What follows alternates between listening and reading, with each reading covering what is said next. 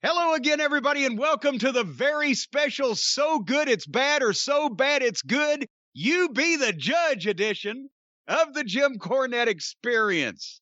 I'm Jim Cornette. I may be changing my name right after this program, and to join me in this Hawaiian Brown Podcasting Line, the King Arcadian Vanguard Podcast Network, Mr. Co-host to you, all that other stuff, he has just won a DNA test and is proven to be the illegitimate son of Gordon Gekko. Your friend and mine, everybody, the great Brian Last. Aloha, Jim. A pleasure to be here once again. Greed is good. As soon as I heard your voice, you sound like a puppy that's been malnourished and mistreated. Instead of the forcefulness you usually have, instead, hello, Jim. Like Bob Roop. Bob Roop. Oh, my God. Me and Bobby Eaton Dennis Conner used to make fun of Bob Roop behind his back, of course, because he was a fucking Olympic shooter. But he just had that tone, you know, when he did the promos. And also, you'd see him in the hotel. You'd be coming to go to the next town or whatever. And there's Bob with a cup of coffee in his hand. Morning, Bob. Morning, boys. So we started calling him Droopy Roop. Morning, Bob. Morning, boys. Anyway, you're miserable. You're a miserable human being, and that's not a character assessment. That is a physical evaluation based on the fact that you have a fever, you've got an infection coursing through your body. You do not have the COVID. Folks, do not be starting these rampant rumors. What Brian, you got is infected teeth, and you've had the fever, and you're on medication of various natures. I didn't know. I've never known a dentist to prescribe stuff that you snorted before. But if you say he's good, but so you've been feeling puny for the last couple of days, and you've, in the spirit of a trooper, the show must go on. You're right here. You're on the experience, and I bet you're going to do most of the talking today on the program. Would I win that bet? No. No. And I just wish dentists still handed out pharmaceutical cocaine. Those were the days. Wait a minute.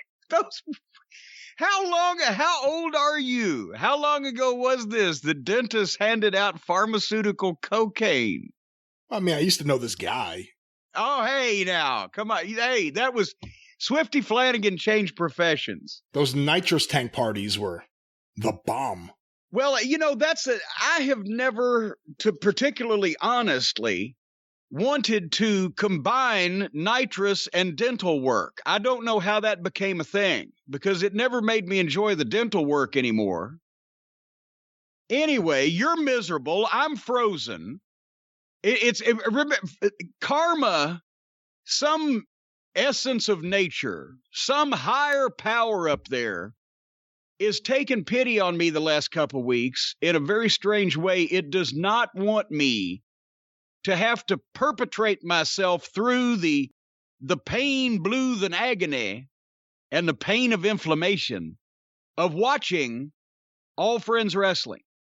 So last week, the DVR just said, fuck it, I'm not going to put him through this, and didn't record it. Remember, we had to go through the back channels for me to be able to see their offering last week. And now this week, 8:22 on Eastern time on a fine Wednesday night, the sleet and the ice has been starting to come down in Louisville, Kentucky, but I'm here at the castle in a TV room, and all of a sudden, boom! And that's the last bit of electrical power that we had for 13 hours. As soon as that program had come on the air, practically. You don't have a generator? No, I don't, but it's on the birthday present list, I guess, this year. Here's the thing. When I was a kid, and we were way far out of town here, then this was the electric company. If you'd call to say your power was out, they said, "Where are you again?" It used to go out all the time, and a generator was not. My mom was not going to buy a generator, right?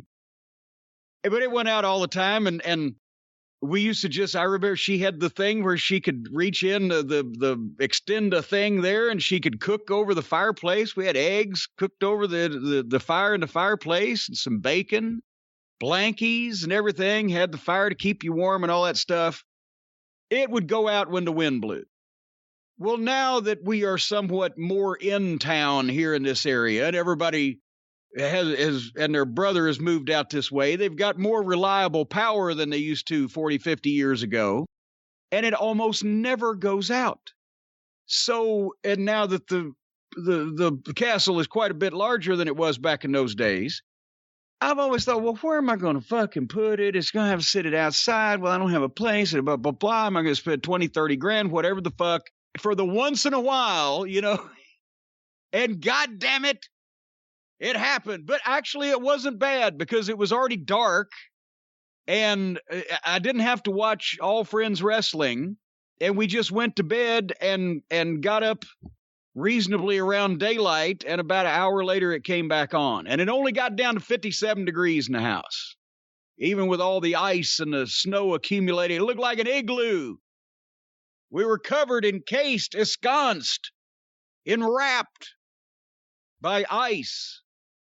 Little Harley can't even go out and shit in the grass. The grass hurts her feet.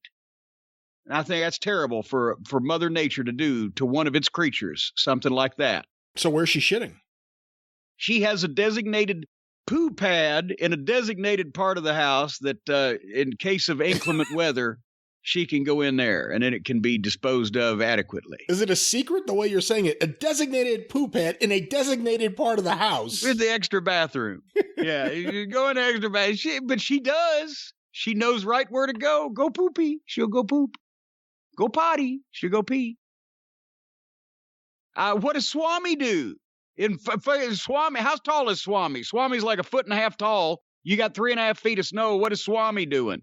Well, what I usually do now is I dig a little spot on the front lawn close to the door. So Swami sees that's a spot that he can go to the bathroom on. However, he doesn't want to do that. He likes walking around in the snow. The circle. He's now just started shitting in the driveway. I have to think that he knows it's the driveway, even though it's covered in snow. So I've instructed the kids that you have to bury his poop in snow, hoping that somehow that'll help it melt or whatever. Well, what the fuck? No, then you've got wet, cold, shitty poop that will be exposed after. Oh, for God's sake.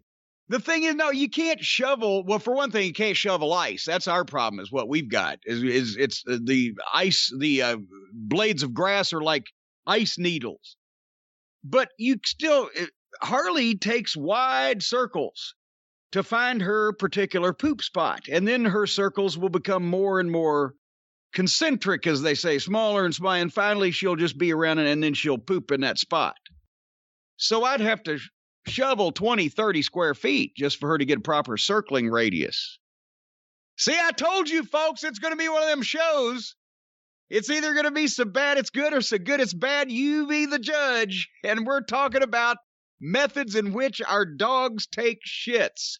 Ladies and gentlemen, you know, and here's the thing. By the way, did you get an appointment with Dr. Isaac Yankum? I've been waiting to ask you that. No, thankfully. Or I should say, nor Dr. Miglano. I'd go with Yankum. Between the two of those, at least it'd be a more interesting story. Anyway. I don't know about that. In terms of the actual story being interesting? Well, more, yeah. It'd probably be better dental work from Yankum. More interesting story from... but here's what I was going to say. We are talking about, right now, our dogs, the method in which our dogs take shits.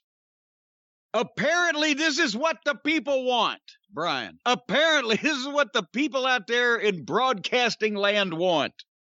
Because think about it, on this program and on the drive-thru, on all the many programs that we do and have done, we give incisive commentary on the foibles and faults of modern wrestling. We give historical perspectives on great figures and events that have shaped the world of professional wrestling down through the years, the decades, even the centuries.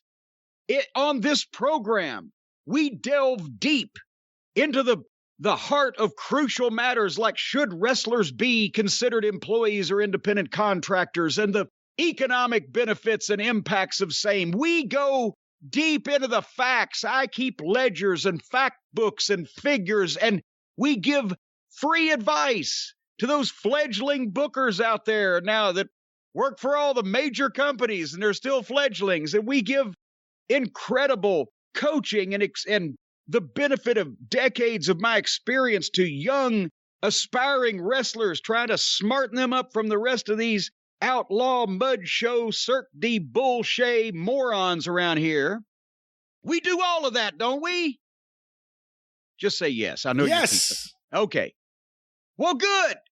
And you know what piece of audio gold, what entertainment gem, what incredible piece of knowledge that we've dropped in the last 36 hours that's gotten the most views on YouTube?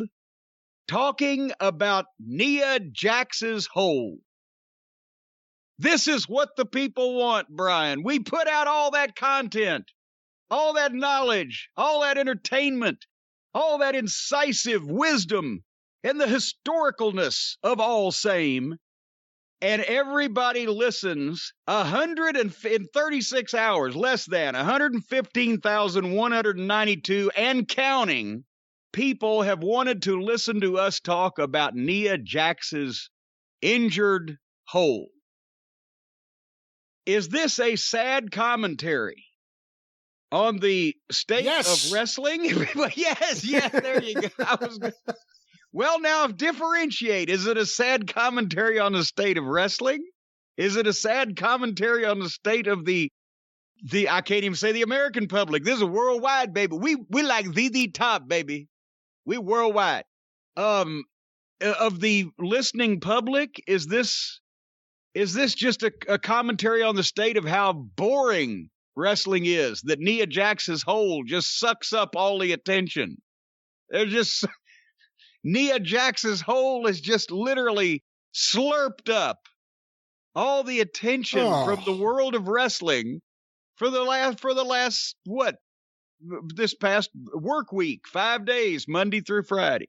Well, there isn't a lot going on, but with that said, I didn't expect this to be the story that captivated the audience the most. I did see someone on Twitter, and I wish I remembered who it was so I can give them proper credit. They did a version using the original animation of the Seven Dwarfs singing Hi-Ho.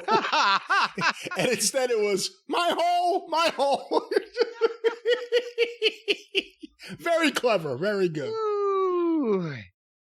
Well, anyway, so folks, if you want that type of programming, you came to the right place today. We're gonna, and there's another story we're gonna comment on that's a runner-up that's equally as shitty. We'll talk about that here in a few minutes. But anyway, Brian, we do appreciate, though, that's where I was going with this. We do appreciate you nipping up enough to be here and lend your incisive wisdom and incredible commentary to the issues that we are going to be speaking about today. And I know that you'll be as verbose as ever. Well, thank you. And I look forward to nipping back down as soon as we're done recording. Nip down. That's Arn Anderson always used to say that when somebody was in the locker room or on the plane or anywhere where they were obviously, whether they were hungover or just not really thrilled to be there, nip up, and whatever particular nickname that he had for anybody, that would follow. Like if it was Nikita, nip up cue ball, or if it was Flair, nip up Beak.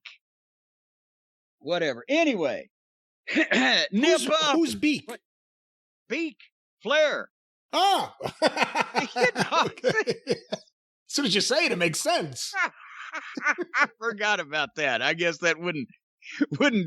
That hasn't been a lot of public knowledge until now. But since we've gone ahead and said it, I'm sure Jay Sharknado won't edit it. Yeah, as a play on the prominence of Flair's nose, Arn often called him Beak. Nip up Beak.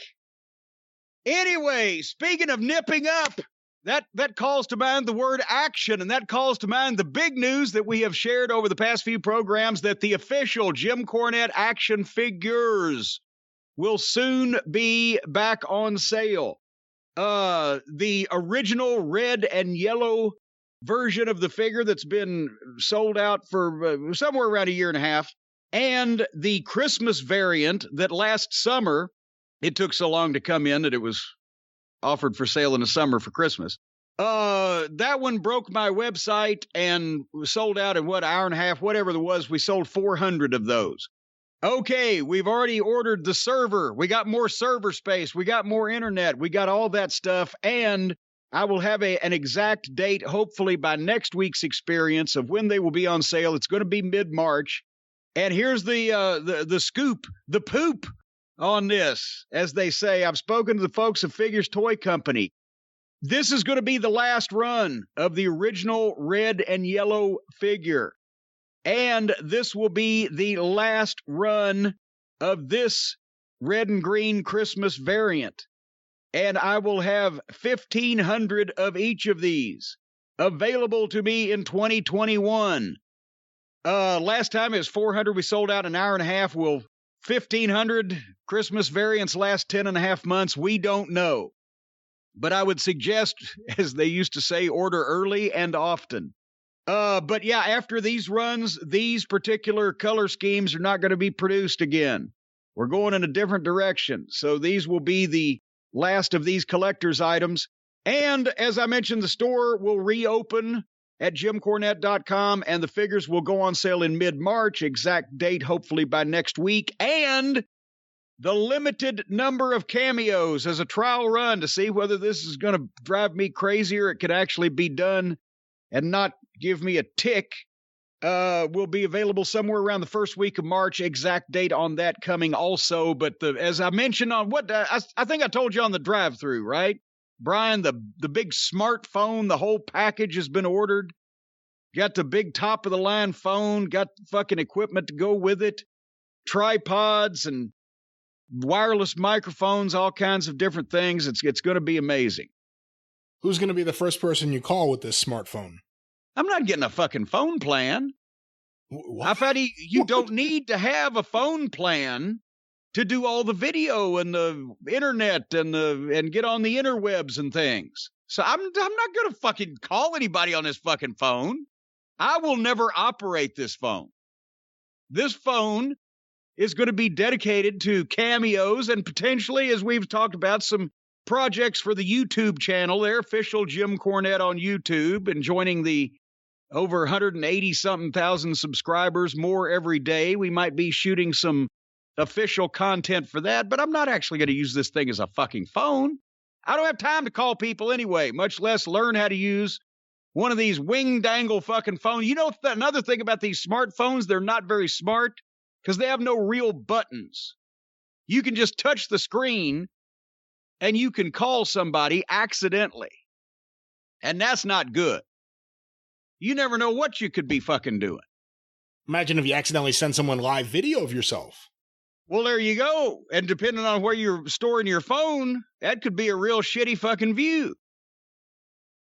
One time, I don't know, she might get mad at me for telling this story, but so fucking Randy Hales was working in Memphis, right? In the office, doing the announcing, and Eddie Gilbert had been the booker. And this was in the 90s sometime when, you know, every once in a while, Eddie would get pissed off at the office over there and they'd go their separate ways for a while. But I say that the early 90s, it was after a WCW run and probably 92, 93-ish. Anyway, Eddie's quit again. Missy's gone with him. And goddamn, Doug Gilbert is still working the territory. So one time, Randy said he heard he got a phone call or a phone message, or Eddie'd called the office. He heard it, whatever.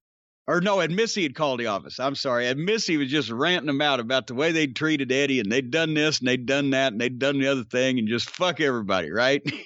And she hung up, or thought she hung up. But, you know, on those handset phones, the desk type phones that they used to have, like, you know, people may have still seen them in hotels till not recently. You can hang the fucking thing up, but it looks like it's hung up, but it's not, right? So clink, clink, and the connection is still on and the voicemail's still leaving, and you hear Eddie come in. Who are you talking to? I called him and told him to blah, blah, blah. Well, God damn it, why'd you do that? Doug's still working there. Now they'll fuck him too. And then the phone went dead. Anyway, what were we talking about? Oh yeah, I ain't gonna do any phone calls with this goddamn, for heaven's sake. I have a phone right here. It's plugged into the wall. If I have time to call people, it works just fine. Anyway, that's the March is going to be hopping. We got all kinds of new projects and things going on for March and beyond. Dressing things up around here. Hotchkiss is really doing a bang-up job down here, Hotchkiss Featherbottom. I thought maybe I ought to send him up there and let him sit Kippelman and Sharknado down and I think it's the other way around. I think it's the other way around. Oh, come on. Give me one Featherbottom over a fucking Kippelman and a fucking Sharknado any day. Kippelman and Nakarado. Now you got me doing it. Kippelman and Nakarado are A+ top tier. Hotchkiss Featherbottom, or whatever this made-up character you've come up with, he still has a lot to prove. I'm telling you, once you see Hotchkiss behind the camera, that really doesn't make a lot of sense, does it? If I have to see him behind the camera, that shows that he has no idea what he's doing. Once you see him behind the camera, then you will know that he is right on top of this. When he's shooting he's going to get an Emmy for some of my Emmy-o.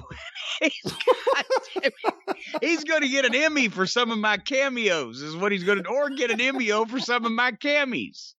If I spend the night without electricity, folks, and then see how that works. All right, we've got updates on some of the things we have talked about on various programs recently. You asked me, everybody was talking about it. This was, I think, just last week on the drive-thru.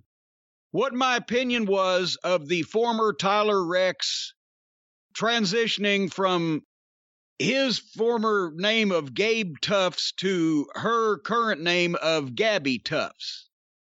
And I said that I had absolutely nothing against this person and I didn't care.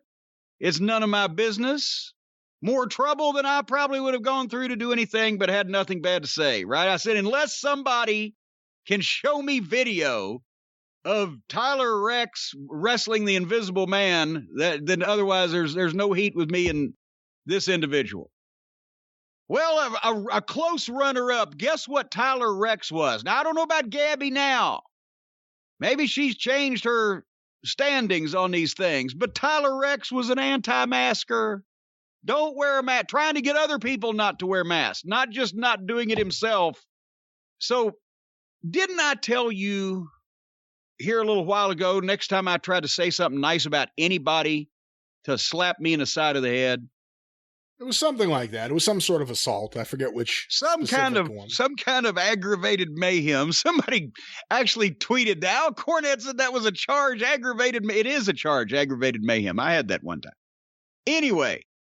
Well, please do it from now on, because I hate to be saying good things about people on the record, and then it comes back to bite me again. But I guess everybody, did you hear about another noted anti-mask Trump fuck right-wing lunatic that actually, at one point, people were wondering what she might do in the wrestling business? Gina Carano, who was the big MMA girl before Ronda Rousey. She now got canned off The Mandalorian, not to be confused with the Brandalorian, I understand. Because what the fuck is the matter with young people? I can understand old, crusty, miserable, rich white fucks. But young people that you would think would be halfway cool, what's the matter with them?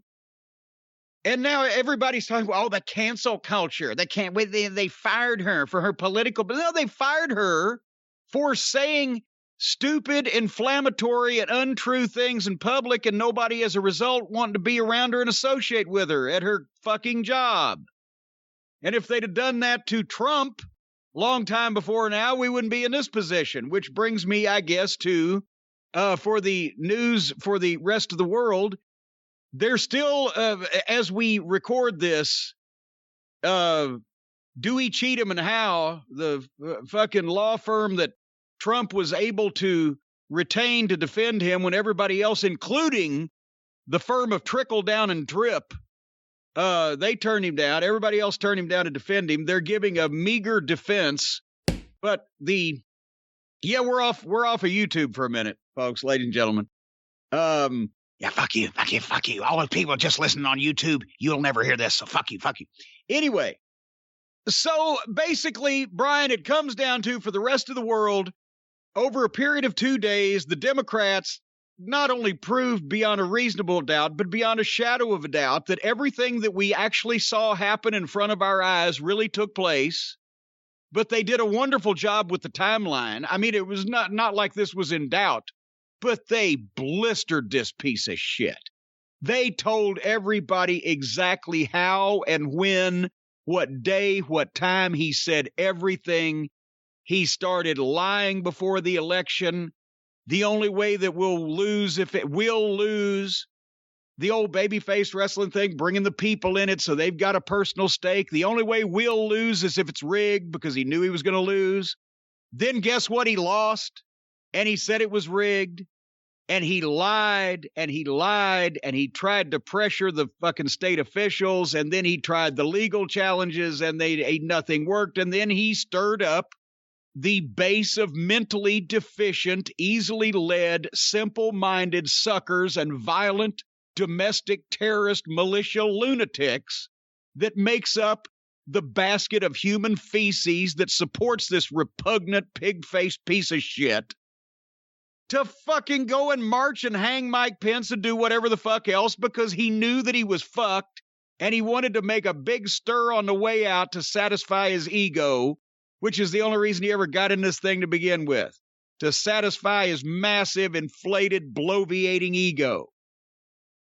And then he sat back and watched it and got a chuckle out of it. That'll show him, until they finally made him say something way late and way short. They showed everything that he did. They didn't even bother all the other criminal activity and the thousands and tens of thousands of lies over the period of the last 4 years. Just that. Just inciting, not even bungling a pandemic where if there's been 400,000 deaths, at least half of them could have been prevented with any responsible government in charge.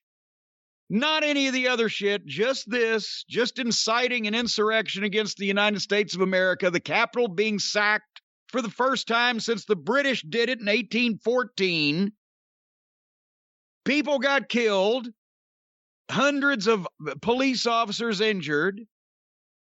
People are in federal court and they're going to jail, and they should for the rest of their natural lives, hopefully. The FBI is hunting more domestic terrorists and tracking them down, including the ones that are actually in our elected government. All because this fucking piece of shit that was in over his head to begin with and never should have been there couldn't come out and say, I lost and I'm leaving. And now that they have showed that once again to the rest of the world, all we need is 17 Republican senators with any shred of integrity whatsoever to go along with the Democrats, the 50 of them, and convict this fucker, and then he will never be able to run for public office again, which is, I guess, the best we can do.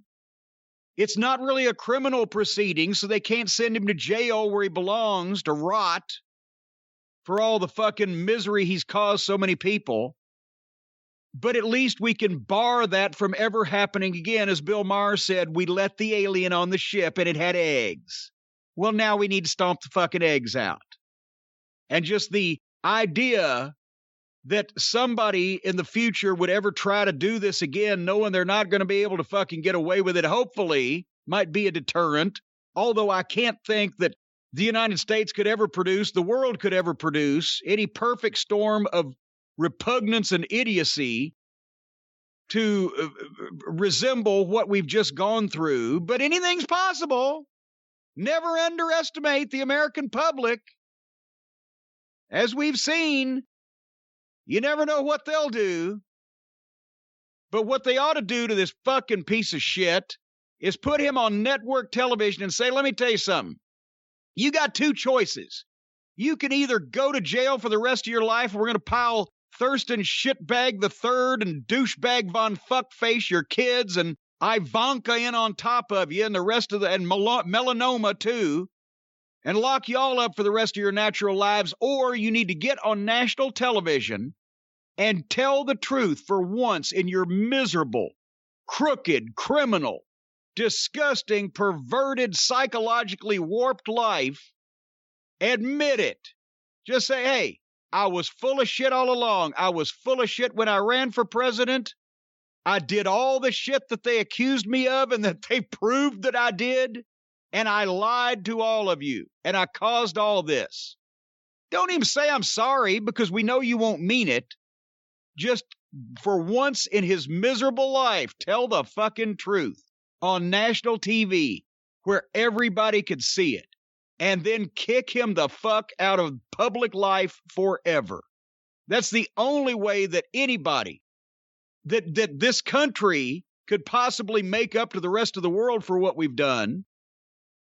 And that's all the only way that possibly some of these fucking morons that still won't admit this idiot can actually see what the fuck's going on. But there's no way you could fucking sentence him to 6 life terms and 3 electric chairs, and it wouldn't make it even for the people that he's fucked around, the kids that they separated, their families, warped their minds forever. The things that he's done in office there could never be any kind of justice. But just the thing that would probably humiliate him, the absolute worst, would be to have to stand out there on television and tell the fucking truth. Hook his balls up to a goddamn diehard and say, the first time you lie, we're going to fry those little fucking kernels of corn. That would be the only thing I think that could possibly make up for this. What do you think, Brian? I don't think he's capable of telling the truth. I think lying is something that comes so easy to him and something he's done for years. He's been lying about everything. Go back to the early 80s. He was lying about being a billionaire when he wasn't worth more than a couple $1 million. He was lying about everything. It was his dad's money. It's been lie after lie after lie for all these years. And there are still people that actually believe him. That's the thing. If you believe someone who has never been caught lying before and you go, wow, it's such an outrageous story, I can't imagine he'd lie, then it's one thing. But when someone has been proven time and time again for being completely full of shit, why do you put any faith in him? It's a sad statement about a portion of the country. It's a fucking cult. It's a now the right-wing lunatic fringe in our country's government is crashing into our world of wrestling. Brian, we might even be able to go back to YouTube for this one, because we've just mentioned this. It was either on the drive-thru or last week's experience that some nut's been accusing Stan Lane of being the father of that Lauren Boebert idiot. She's one of the pro-gun Congress people. We've mentioned it's easier for those international fans. It's easier to be elected to the House of Representatives than the Senate. The Senate's statewide in each state. You only get a couple, and it's a big fucking deal. But some of these Congress people, the House of Representatives, there's 400 and something of them. And that's where these QAnon nitwits and fringe lunatics have started infiltrating. And one of them is named Lauren Boebert. And she's from, where is it, Colorado? Yes. She was elected in Colorado. She's originally from Florida. And apparently her mother for years has been going around trying to tell everybody that Lauren Boebert is Stan Lane's daughter. And we were making fun of it the other day, but now it's not only actually gaining ground in the news, but guess who's on the story, folks? Bitch the journalist. Bitch the journalist is on the, so it's horse shit. But, oh my God. People are taking this and running with it on the basis of some nut making comments for years on Facebook or whatever. And we told a story of Stan actually had an impersonator of himself that when he died in Memphis, the obituary, they wrote about it in the newspaper. It became a newspaper story. Stan Lane of the Fabulous Ones dies. Except he didn't, because it wasn't. The guy told his wife he'd been Stan Lane of the Fabulous Ones. And nobody in her family wanted to pop her bubble and disappoint her. So they buried Stan Lane. This kind of shit used to happen more often than it does now. And of course, this thing's 20-some, almost 30 years old. But it used to happen more often than it does now because there was no internet and the things weren't as easily checked. And at the same point, there also was no internet where people could spread this bullshit around, so it didn't catch like that. Now, I'm not saying that no wrestlers ever fathered any children. For heaven's sake, that's ridiculous. With anybody at the matches or anywhere else, that's ridiculous. But it used to be to the point where the first thing that you would think when you heard that some girl was claiming to be pregnant by somebody was horseshit, because there was so much more incidences of horseshit than it was legitimate. So I don't know if you discovered any more breaking news on this Lauren Boebert story besides the fact that Bitch the journalist is on the case, and that should make it look a little sideways even then. But I do have more news on the story. I will say in reference to Yenta Bixenspan, the sleaze merchant of wrestling Twitter, being involved, it should surprise no one that a story involving sex would be covered by someone who's never had sex. What a surprise there. No, I actually found it offensive because he blocked me after the last time we exposed him on the show. So I don't see his stuff, which is fine because I already had him on mute for like 6 months before that, so I didn't really miss anything. And I think last time we checked, he had tweeted over 200,000 times. It's a bit tedious to have all that in your daily feed. But someone sent it to me so I could see it, and it was just like this pathetic plea for Twitter attention. Like, I'm going to look into this story, and there's a lot of things going on here. It's basically no journalist behaves like this. No one says, I'm going to be looking into a salacious story. You may be seeing about it somewhere. And it was several tweets like that because he's pathetic and he's not a real journalist. He's a wrestling message board troll. And I guess we can call Twitter a job for him because it's all he does. His entire life and social existence is via Twitter. It was really pathetic. With that said, there's some story here that someone should look into. It should just be a real journalist. It shouldn't be someone who's a goof. I think the story to be looked into is the drooler that's trying to hop on everybody else's coattails. That should be a story. But anyway, without entertainment content, here's what I know about Stan Lane's offspring, if any, and that is that there are none. Now that I have seen this again, this could very well be, because we've told this story before, that Stan avoided Florida for a period of time in the late 80s because this woman was trying to file a paternity suit against him. And finally, he was served in Charlotte, North Carolina, and had to submit to the test, and it wasn't even close.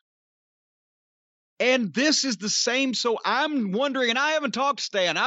Actually, I should probably call him and say, hey, he doesn't pay any attention to wrestling, and he probably doesn't know he's in the news, and I'd rather leave it that way. But if this is the same one, it's the same shit. And I guarantee you, and I can tell you from personal experience, some of these people do not give up.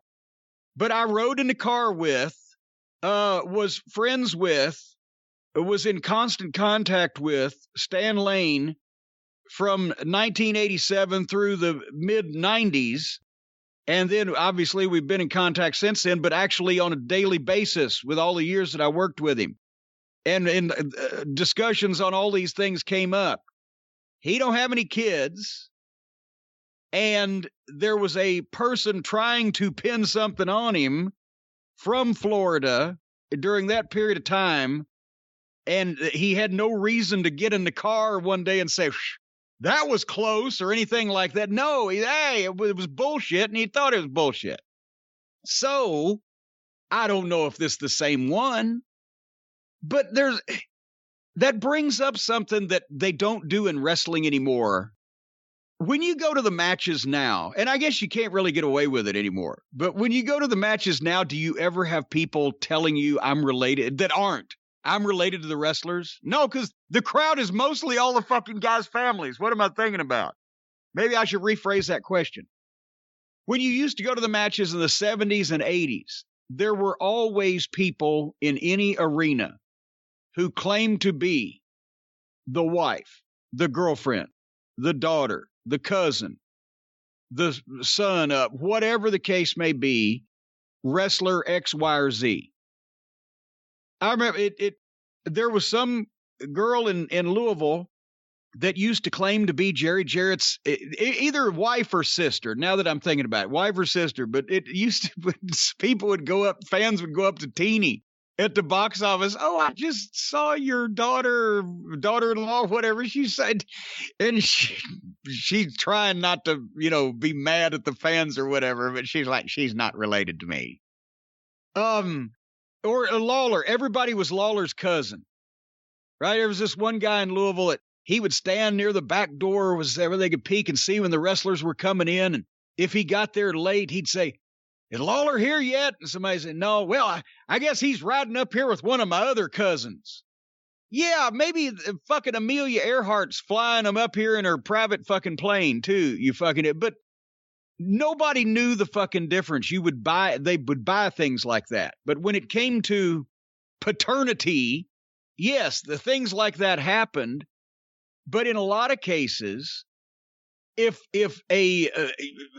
hate it when I say arena rats these days, because that's not politically correct, right? So when one of the young ladies who frequented the matches for certain purposes would get pregnant, a lot of times she would make a list out of the potential candidates and prioritize it from top to bottom in who she wanted it to be, and then would confront those people.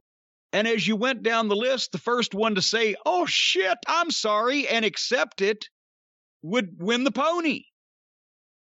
And that's the way that happened before there was a lot of blood testing and things back in the old days, or at least there's been blood tests since the fucking Civil War, I guess. But you know what I mean? The DNA and all this close shit.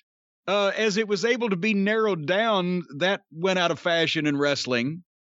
But a lot of times, that kind of thing happened. Brian, have you ever had a paternity test? I have not, thankfully. And in terms of people going to wrestling saying they're related to the wrestlers, the one I remember when I was a kid was Boss Hog Calhoun, who went to wrestling shows and claimed to be the grandson of Haystacks Calhoun, who was going to be debuting against The Undertaker soon. And as a kid, it made sense. He was fat, sloppy, and in overalls. Yeah. He must be related to Haystacks Calhoun. But we have more news about this Stan Lane story. There was a Tojo Yamamoto Jr. in Tennessee at one point. I'll say just more news, you say? We have more news on the Stan Lane, Lauren Boebert story. One of the listeners, Dustin Lafferty, sent some news to cornydrivethrough@gmail.com. There's an article about Boebert that was in the Colorado Sun in September, I believe, and there's a couple lines there that are interesting. One, quote, "Boebert has glossed over any mention of a father. She has not explained why she has 2 birth dates in official records. She has not responded to questions about what the multiracial background is that she has listed on official forms." What wait a minute. Let's see, what race is Stan Lane? He's probably Norwegian with a slice of Irish. I don't fucking know. What is the rest of her race that she claims is mixed? Boy, you went right past the fact that she has 2 birth dates on record. Well, I know a number of people with 2 birthdays, but here the whole thing boils down to, methinks her mother is a nut, because her mother's the one's been making all the claims about Stan. And does the story mention her mother? In fact, it does. Here's another quote from the story. Boebert's mother, Sean Bentz, who currently works at Shooters, did not return calls asking for information about the family's history. Shooters is the gun-themed restaurant that this woman, Lauren Boebert, and her gun-loving nutcase husband run in Colorado for more gun fanatics to come and bring their guns. And her mother works there also. Again, the mother, Sean Bentz, did not return calls asking for information about the family's history after her shift from relying on welfare to decrying government support, or about her purported political switch from Democrat to QAnon follower. The plot sickens. Now, she is in Colorado.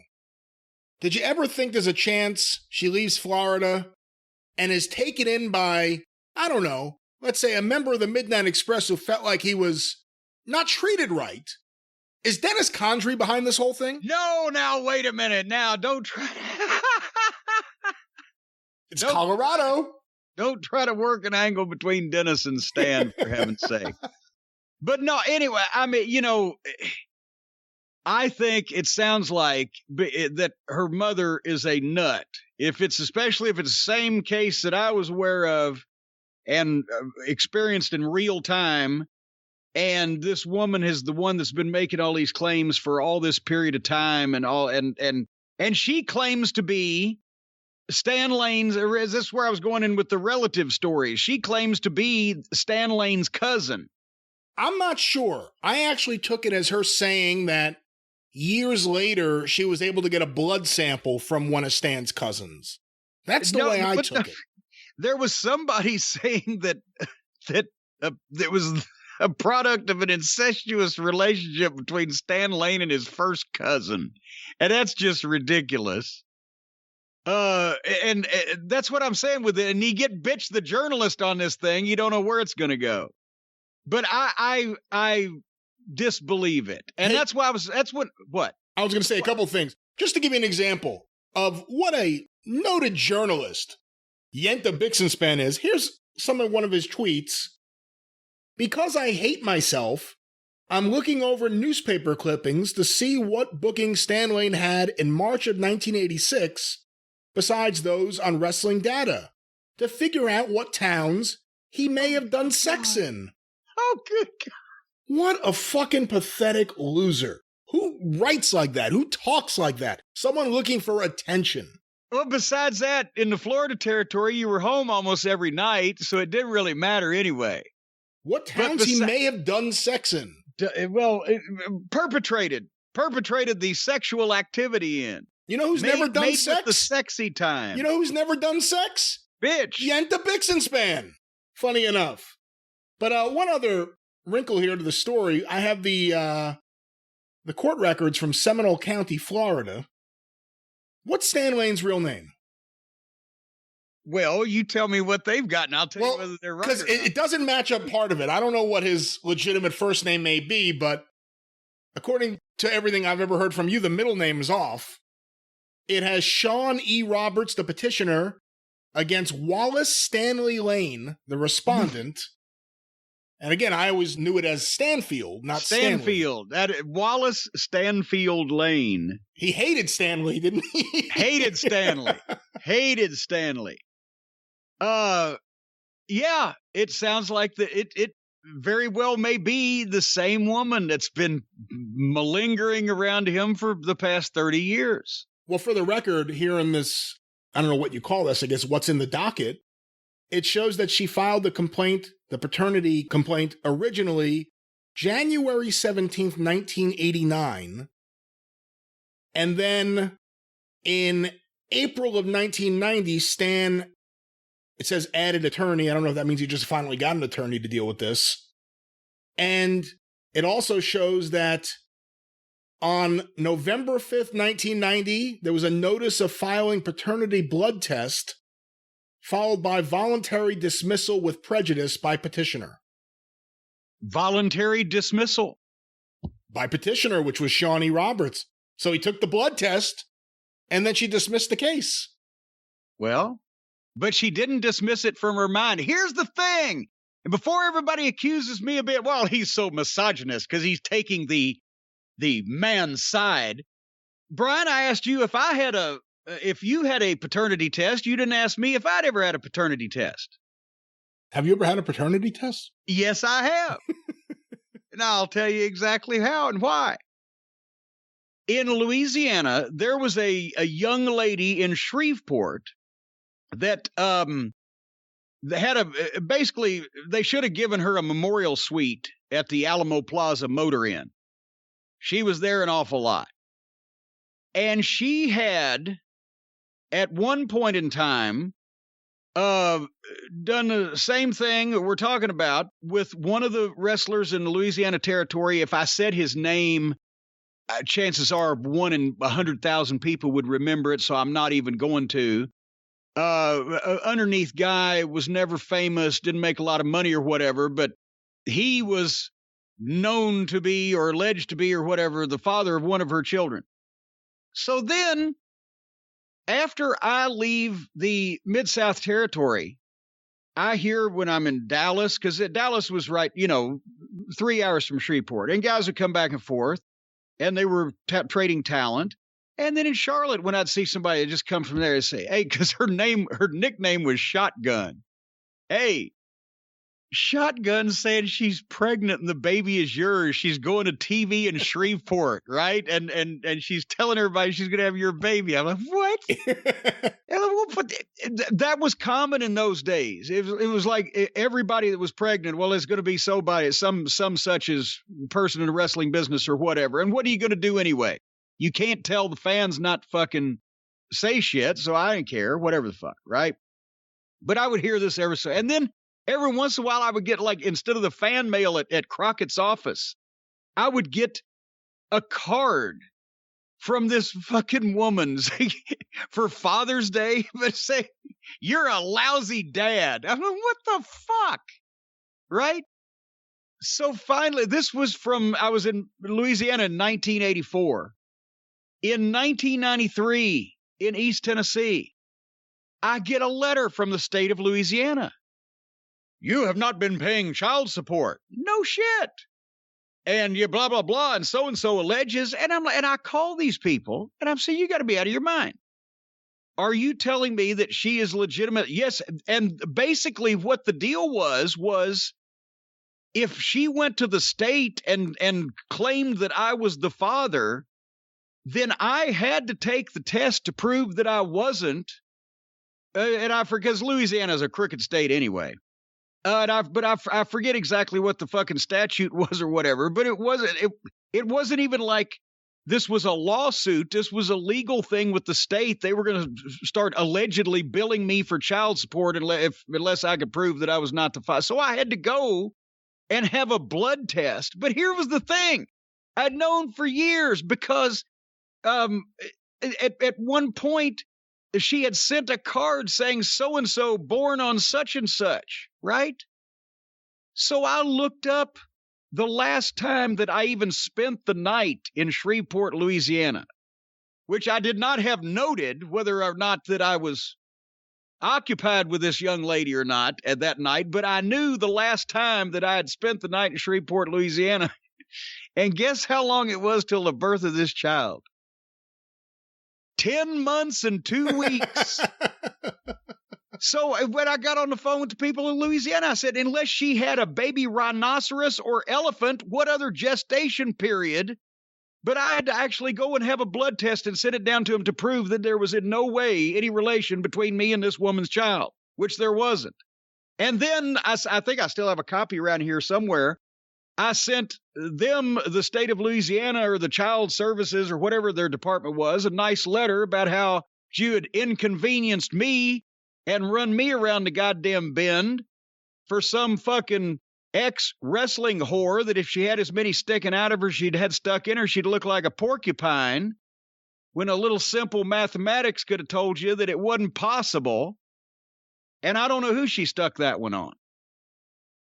But these things do happen. When you heard she was going to be in Shreveport, was that the week you showed up in drag? No, Actually, I borrowed the dress from her. That's what it was.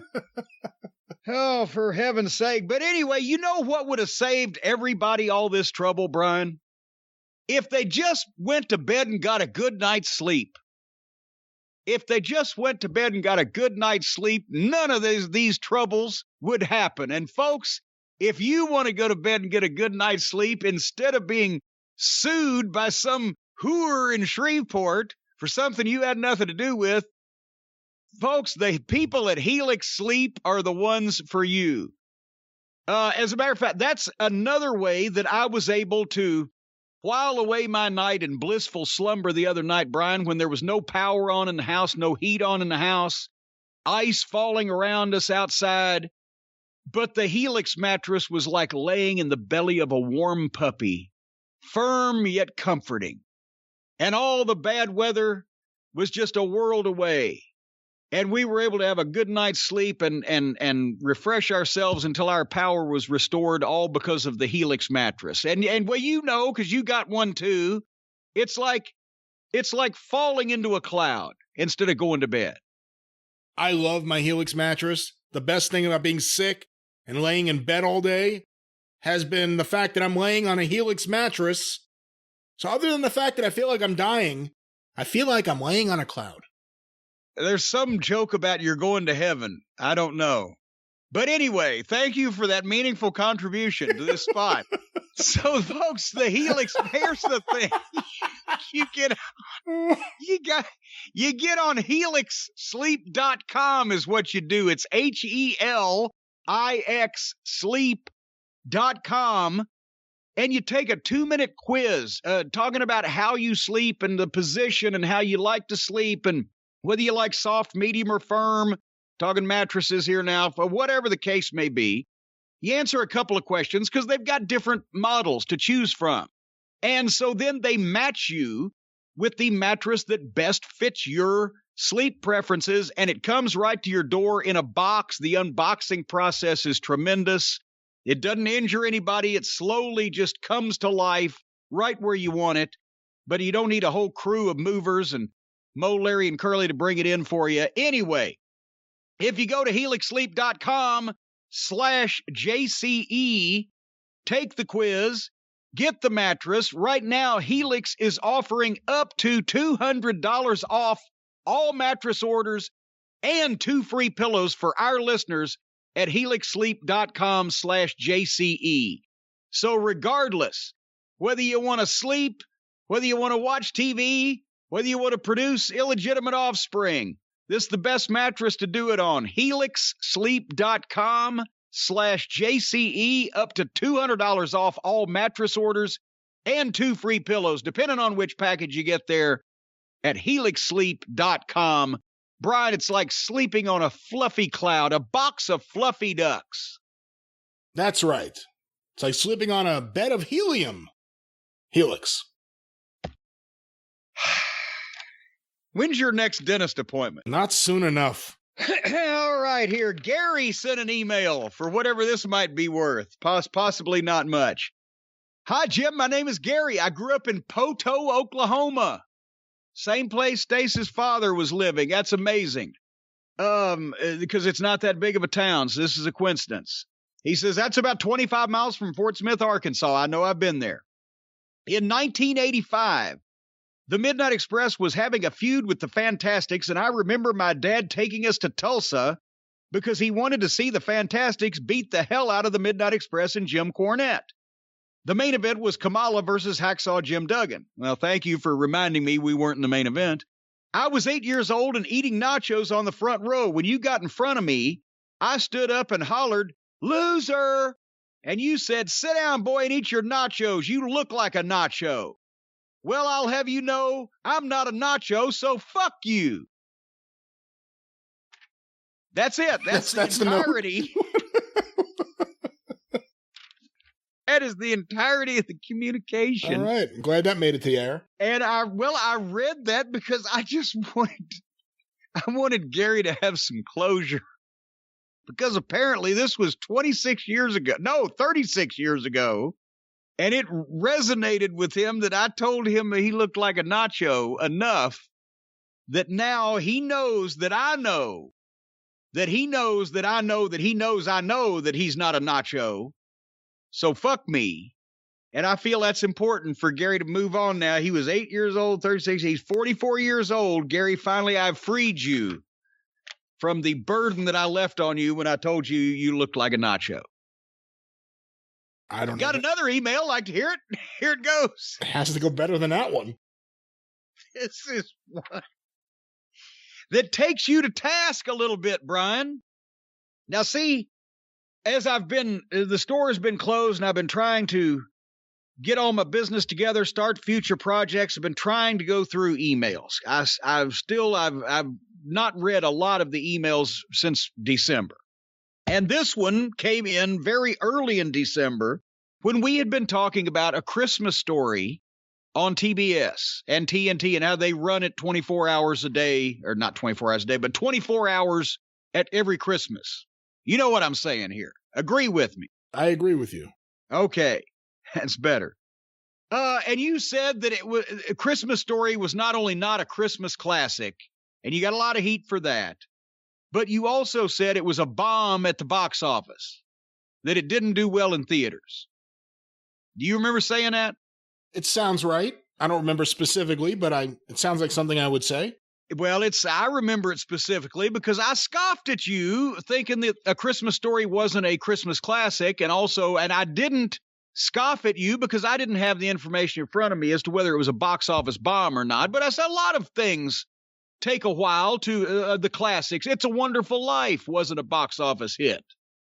But I said sometimes things take time, but there is, from Mark, there is testimony that you might not have known all the things you were talking about.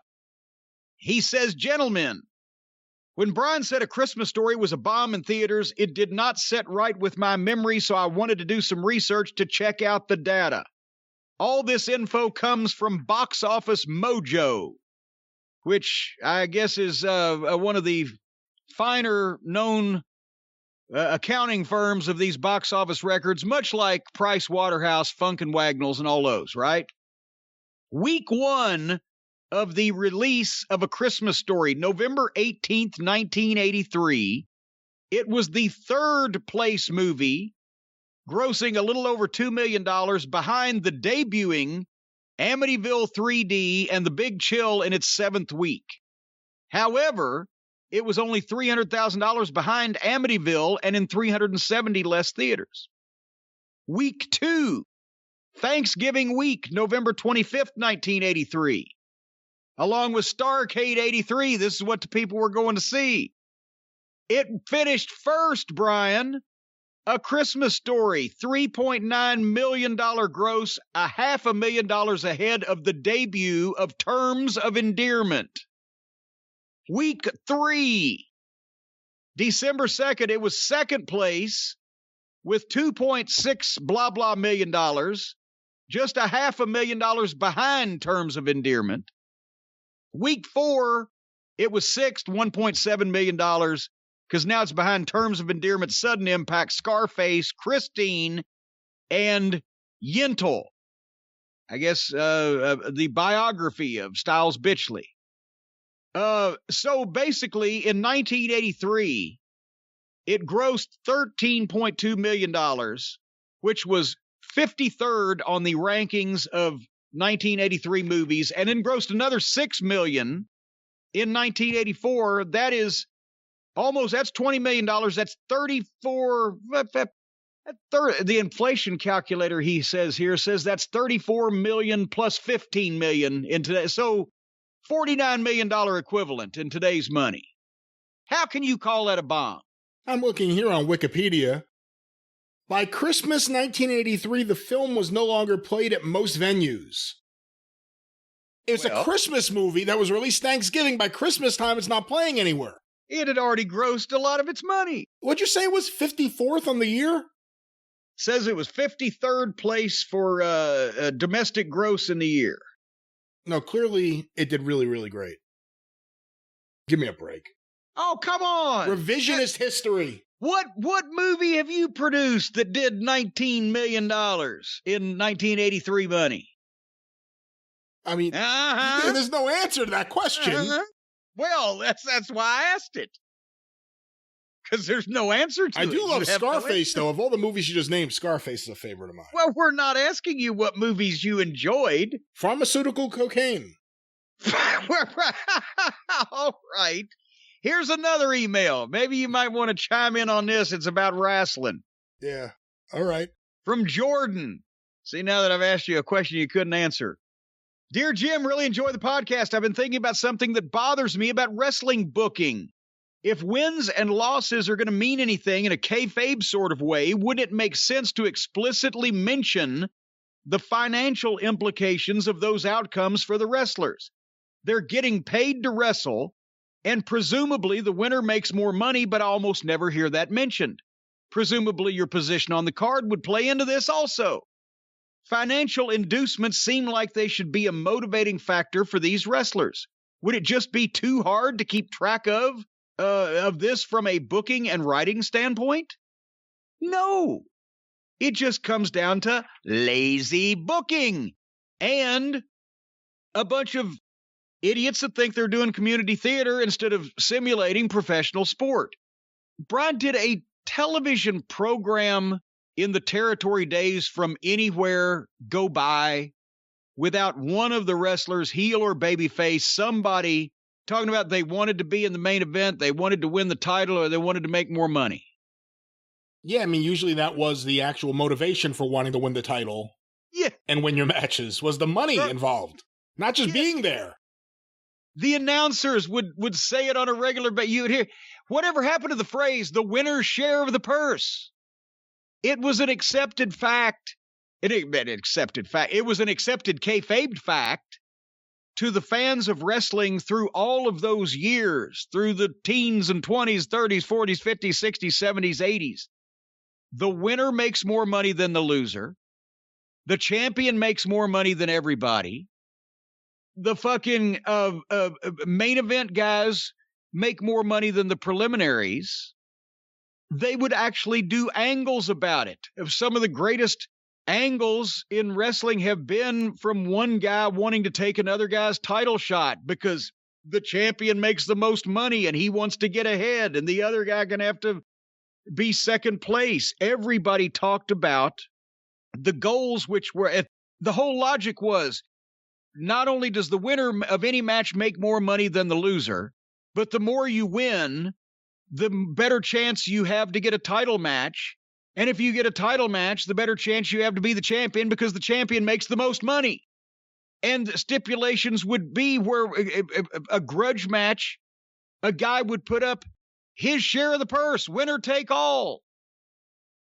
It was all about the idea of you're a professional fighter, and professional fighters want to be champions because champions make the most money and winners make more money than losers. And that would be not every single interview that every single person did, but can you think of anybody in that position who didn't actually say that at one time or another, Brian? No, it was typically said when wrestling was wrestling. The guys wanted to make more money, and by doing that, they need to win and get the title. And drive the fancy cars. I mean, yes. How many interviews mention I'm going to get a fancy car because they win and they make the money and they get the titles? Or the heel would go out and fucking find somebody that had just bought a car and borrow it to have a video done of when he won the title. Look what I got with my winnings. I bought this fancy new car, whatever. That was uppermost in everybody's mind, and that's because the fans could understand it. And then if the babyface was cheated out of the title, he was cheated out of money, and he could say, you took money out of my pocket that I used to feed my family, to put food on the table and send my kids to school. Or conversely, if the babyface triumphed and the heel got, lost his chance at the title, then he could say he was robbed. You stole from me. I should be the one making all that money. It just depended on how you looked at it. But that was what made the whole world go around. And it wasn't guys going out there saying, it's always been my dream to be on this TV show. That's ridiculous. The baby faces didn't say that. The heels especially didn't say that because it's fucking stupid. It's like you're running Make-A-Wish wrestling.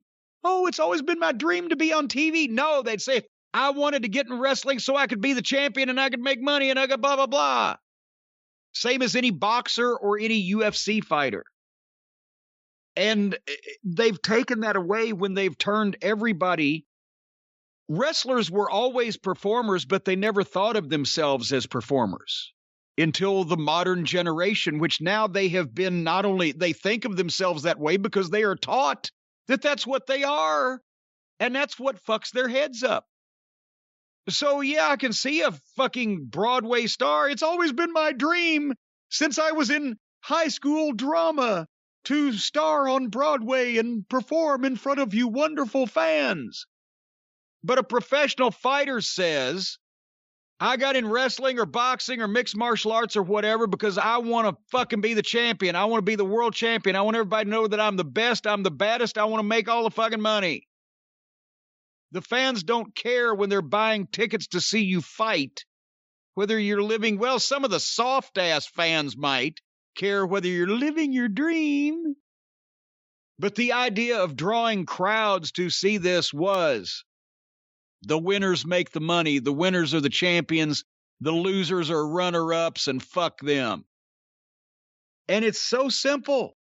But now they're too upset about broken video games and spoilt fucking weddings with cakes with orange juice in them. You know what the problem is, Brian? I can think of a few. Well, I'll tell you what the problem is. No hair on these people's balls. See, now that's a good thing if you have shaved it and removed it. But if none grows there to begin with, that means you have infertile balls. Well, while all the rest of you, All Friends wrestling fans, go through pubescence, the cult of Cornette will be over here using Manscaped. Because I'll tell you what, we're a hairy bunch. We got hair from our chinny chin chins to our junky junks and our tainty taints and everywhere in between. And folks, sometimes you need to trim that stuff down. Shave it. Snag it. Instead of snagging it, shave it. Trim it. Make it nice and slick. And also smelling good. The Manscaped folks have something for everything, whether it's the Lawnmower 3.0, the Weed Whacker ear and nose trimmer, the Crop Preserver ball deodorant, the Crop Reviver ball toner, whatever it is, the Performance Package from Manscaped is the best buy of 2021 because it's got all this stuff in it to keep you feeling good, looking good, and smelling good. Like your testes are walking in a winter wonderland this year. Oh, I'll tell you what, folks, go to manscaped.com and use the code DRIVE, D-R-I-V-E. That's our sister program, the drive-thru. 20% off and free shipping on the Performance Package or anything else on the site, folks. Manscaped.com. Use the code DRIVE, 20% off and free shipping. And everybody, we want to thank Manscaped for making everyone's winter wiener look so wonderful. And I understand, Brian, for 2021, the folks at Manscaped are coming out with a do-it-yourself dentistry kit. So you can give yourself your own root canals. And I mean, they handle everything else about your grooming. If they did, some kind of tooth implementation line, then you'd be able to do everything at home. I'm in such misery right now. You sound like a balloon with half of the air taken out of you. You just seem like that. Oh, well, here's one that I know you're going to get excited about because I am. This email from Grant, who has some a statement and some questions about it. I was watching a clip on YouTube of a WCW/GCW TV episode, World Championship Wrestling, but it was Georgia Championship Wrestling, the old days on TBS when it was good, from October 31st, 1983. Halloween night. It wasn't that good. 1983? 83 was suffering. But some questions came up I thought you might be able to answer. At the 23:05 mark of the clip, there's an advertisement for a show scheduled to take place at the Omni on Christmas night, 1983, that includes a King Kong Bundy $15,000 body slam challenge. According to the on-screen graphic, anyone from the audience who could body slam Bundy would receive the $15,000 prize. Now, think about this. This was 1983. Bundy had, at that point, just had a run in Mid-South and had gone back to Georgia. But what was it, Brian? Because you're the savant. Was it 81-ish that they brought him in first as Crippler Chris Cannon? When they brought him into Georgia? To Georgia, yes. It would have been before he went to Dallas, where he had that run. I mean, he had the retirement match of Fritz Von Erich at Texas Stadium. Right, that was 82, right? That was it 81? I think it was 82, I thought. It may have been 82. May have been it. But regardless, point is, this is Bundy's first 3 years in the business, right? So, and they had brought him into Georgia when he was a rookie, and his name was Chris Cannon, right? And he still had hair. And it's amazing when you go back and look at those rookie pictures. Bundy, he was the same size. He was so wide, and he just had that amazing body. He looked like the Kingpin from Spider-Man. But he had hair, and they tried to push him, but he was just a big rookie. And he was green. So then they took him to Dallas, and that's when, and he was with Akbar, right? And part of Devastation Incorporated. And it was 82. You were right. Thank you. Thank you. You're welcome. And Fritz was still wrestling, but he was about ready to retire. So Bundy was the retirement match, and that was his first pushed spot as a heel. And then he went next door to Mid-South Wrestling, and Watts, of course, big guy like that, loved him, and he was starting to learn more, because think about this. Even though he was a rookie, he'd worked in the first 3 years of his career. He worked Georgia, Dallas, and then for Bill Watts. So now he's getting ready. That's pretty much, when did he go to WWF? Was it 85 or was it 84? Was he part of the first run up there, of the first round of territory snatch-ups? I believe he got there towards the end of 84, early 85. Okay, so point is, by the time that he goes, and everybody remembers Hulk Hogan and King Kong Bundy, and King Kong Bundy, the 5 count, and that big splash that looked pretty fucking legitimate, right? He'd had a few years working in these territories and working for these top promoters and these great bookers to learn how to work as a big man. So he's ready for Hogan. He'd only been in the business about 5 years, and he got that spot. He's making a fortune. But as we know, he was green in the first few years. And I've told that story about when he was in Shreveport, Mid-South, Shreveport again, at the old Municipal Auditorium where they used to do the Louisiana Hayride radio program. Some fucking fan jumped on him and was like a cat on Bundy's back, and Bundy couldn't get him off, and the fucking guy was wearing him down because he's on top of Bundy, and Grizzly Smith had to jump off the fucking stage and run down there and pull the fan off of Bundy. He couldn't fucking get him off of him. And everybody fucking blistered him for that. The biggest man in the territory, Grizzly Smith, retired, had to come down and save him. And of course, the famous Ernie Ladd quote, the sincere coaching and mentoring that Ernie would give the wrestlers, the young folks. Bundy, you big fat piece of shit. We bring you in here, we bring guys to get you over, and what do? You dumb yourself right out of position. But anyway, as Christmas 83 rolled around, he's in Georgia. That's going to be his last run down south, and then he's going to New York the next year. The audience challenge that was mentioned, the body slam challenge. Grant goes on to ask, I realize at the time you were not in the territory, but my questions are this. How would that kind of body slam competition work? Would anyone from the audience be able to sign up? What would happen if a professional bodybuilder or other strongman took up the offer? Was that kind of open body slam challenge issued often, and did you ever come across something like that in person? And did this body slam challenge actually happen on Christmas night 83? Because every recap of the event I can find says nothing about the Bundy body slam challenge. I don't know whether it took place or not. I would assume because they advertised it, they did, but I would also assume that the people who took the results of the matches back in those days, which would have been the handful of smart fans, probably went to piss during the body slam challenge and didn't bother to write it down. Would that be your assumption, Brian? I don't know about that, but very often when you see results from older wrestling shows, some of those things are left out because how do you list those as a result?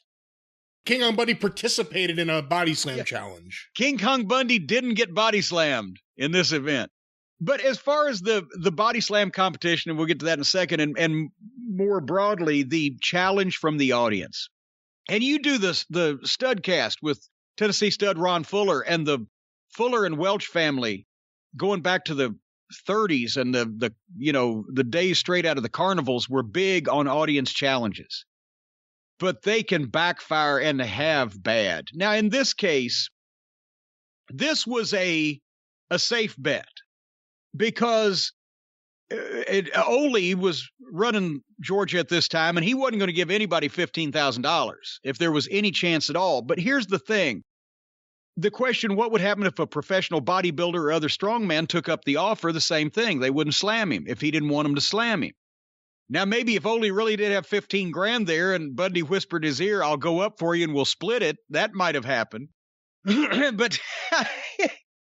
even though Bundy weighed 500 pounds, there's people that bench press 500 pounds or people that can squat 500 pounds. You cannot body slam a 500-pound man against their will in the same vein of physics that you see video of people slamming Andre. Harley Race slammed Harley Race slammed Andre. Different people that Kamala slammed Andre. He got under him and got a good full one. If Andre liked you and you were a world champion or a top guy or whatever, he would go. I think Crusher Blackwell slammed him, right? There's been a variety over the years, but that's because he would go up for you. And by the same token, you can go up for somebody and allow them to slam you, or you can squat down and sit on it and nobody can tell, but it's in such a way that, no, they ain't going to crotch lift you and slam you. If you're talking about a fireman's carry, that would be possible for a strong man or a power lifter or something, but that wasn't the challenge. There's no way that anybody was going to do a full body slam and crotch lift on King Kong Bundy or Andre the Giant or Crusher Blackwell or whatever, unless they wanted you to, because that's not lifting barbell weight, that's lifting dead weight that also can squat on you. So that was a safe kind of challenge. And I'm sure that, however many times Bundy did that, some professional strongman or somebody probably showed up, but it wouldn't matter anyway. Those were more safer kinds of challenges. The challenges that caused problems were the shooter challenges. When you got a hotshot amateur, an NCAA champion, Professor Dale Lewis, Tim Woods, Jack Briscoe, whoever the fuck, those kind of challenges were done back, as I said, by the Fullers and the Welches and the Amarillo territory, even before Funk Sr., and a lot of the southern territories that had to prove, because of their more frequency of their events and the lower population base they were drawing from, they had to prove the integrity and the credibility of the wrestling business. They had to prove that their guys were the toughest athletes. They needed that to continue drawing their regular crowds and getting people's, the business had to have some kind of credibility. It wasn't just you're running a show in Madison Square Garden and there's 8 million people in New York, so, a bunch are going to show up. You had to really work at it. But those things would backfire because even though the shooters in question were definitely going to be able to out-wrestle and or, stretch, your average asshole on the street, your average asshole off the street also didn't like being stretched and would eventually get smart. That's how, remember, it was Columbus, Georgia. Tim Woods, what was he, 1962, 3 NCAA champion, somewhere around there? Whatever. He was an NCAA wrestling champion, but he goes in the ring with this fucking guy from the military base down there in Columbus, and the guy's got a bunch of his friends from the base there watching him, and Woods gets on top of him and is riding him and tying him up, so the fucking guy reached down and bit Tim Woods' middle finger off. That's why he didn't have most of one for the rest of his career. And that obviously was not received well by Mr. Woods, who then proceeded to really fucking start hurting the guy and almost caused a riot with his friends wanting to hit the ring and fucking help him. The challenge to the audience comes out of the carnivals, And the stories have been written, and we've talked about all the different, that's how wrestling working started, was in the carnivals. And how you carry somebody sometimes if there's wagering going on and whatever. But I never did those. I never liked the idea of it because anything can go wrong. And also it just looks so awkward. When you put a shoot on a working show, a lot of the guys would say, well, you can get by with it because the audience fan is not supposed to know how to wrestle. So it's just supposed to look like a skirmish. But it just doesn't look like what the professional is doing at all, because the guy doesn't know how to wrestle, but he's trying to do something, and the guy has to just shut him down and fucking hold him.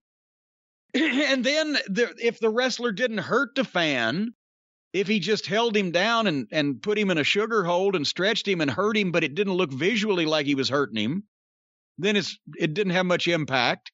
But if you sugar a motherfucker, it can look like he's laying there going to sleep, but you can give him brain damage. So that's a lawsuit. So it just, I get where they were going with trying to make the people believe that the wrestlers were real because they were real shooters, but it just, to me, it never set right. Did you ever see one or anything like that was entertaining or positive? I never saw one in person. I mean, some of the examples I could think of where it went wrong for very different reasons.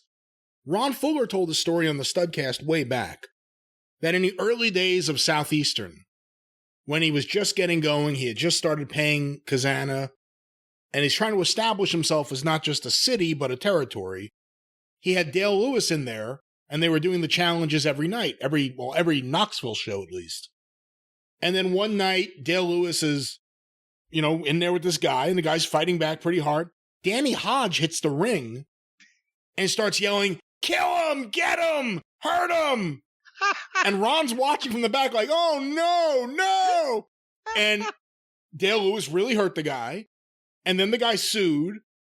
And Danny Hodge and Dale Lewis both left the territory almost immediately. Yeah. Which hurts the territory which he's trying to establish. And Ron had to make a settlement with the guy. And by the way, remember I said when we were talking about Hodge passing, I said I got to see, before I could really appreciate what I was seeing, Hodge and Dale Lewis were a heel tag team that came to Tennessee. I think they came here for the Memphis end for a few weeks and then went right over to Knoxville, and then they did that because wasn't Dale Lewis doing something with $1,000 silver? That's what it was. Yeah, you get $1,000 silver if you can last 5 minutes or whatever, blah, blah, blah. Yeah. The other famous example, and we told the story on the 605 Super Podcast, William Harding, the Sugar Hole Challenge. Yeah. Bob Roop, a noted shooter. I mean, this is a legit guy. Yeah. He was Eddie Graham's enforcer in the snake pit, stretching fans, brutalizing fans regularly. That's why we didn't call him Droopy Roop to his face. So they're doing a challenge where if you get out of the sugar hold, I forget what you get. Maybe it was $10,000. It was, I remember actually, I saw it because this was in Frankfort, Kentucky. It's about 45 miles from here. And I never knew I would meet William Harding years later, that all this would happen, but I saw the TV promotion in real time leading up to that show.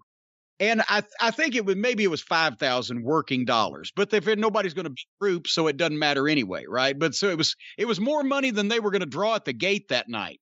So $5,000, and Bob Roop's going to take on 3 opponents from the audience.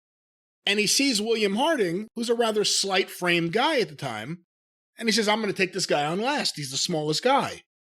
So Roop goes through the first couple of guys, not knowing that William Harding had a background in martial arts and is a pretty smart and tough guy. Gets him in there. Now, he's been spending a lot of time, William Harding, thinking about how do I get out of the sugar hold. Yeah, and now let's make clear also the rules were this was not like a shoot where they were going to shoot and whatever and wrestle. This was also, it was stacked in Roop's favor because Roop is going to apply his pet hold, the sugar hold on you, and you have such and such time to get out. So already it's like Stu Hart. Hey, let me get this on you here. And then you're already in it. But then go ahead with the story. Well, William Harding gets out of the sugar hold. And then he finds out that the Poffos had no intention on paying him. Yeah. But he refuses to get out of the ring. So now he starts yelling, I want my money. The fans are all up in arms because they saw this local guy do it. He did it. He got out of the sugar hole. They send Bob Orton Jr. out there to intimidate him. He still won't go. Finally, the cops get him, bring him in the back, basically tell him, like, let the whole thing go. And he refuses. He wants his money, causes a big stink, as he should. And he got his money. He got the check from the Poffos. He may have been the only person that ever got that much money out of Angelo Poffo, but that was, Frankfurt was, 30 miles from Lexington. That was their home base. They were on television. They didn't want the bad publicity, that type of thing. You know, the promotion. In those days, the promotion couldn't be the heels, even though sometimes the promotion was owned by the heels. But here's the thing that helped William also. And I mean, yes, he had a martial arts background, but once that would have helped him not get in the hold if it was a shoot.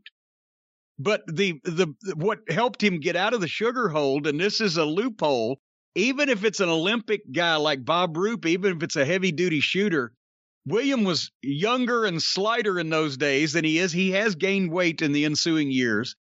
A skinny motherfucker can get out of that fucking hold.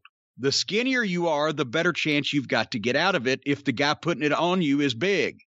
Because the bigger you are, the worse it hurts you because of the way that your arms are tied behind your back behind your head, and the pressure that it puts on your shoulder joints and everything. A skinny guy that can maneuver around in that small little space can squirm away from the grip. I wish we had videos so we could show everybody. But the point is, he got out of the fuck, and then they quit doing that challenge afterwards. Yeah. Obviously. But under normal circumstances, I can see where they were going with it, because most people would not be able to have gotten out of the fucking hold. So they figured they were safe. But real life doesn't fucking work with you sometimes. Hey, I don't know what the stipulation was exactly, but I always heard the story that Terry Daniels got into the wrestling business because he lasted with Adrian Adonis in Southwest, maybe? I don't know.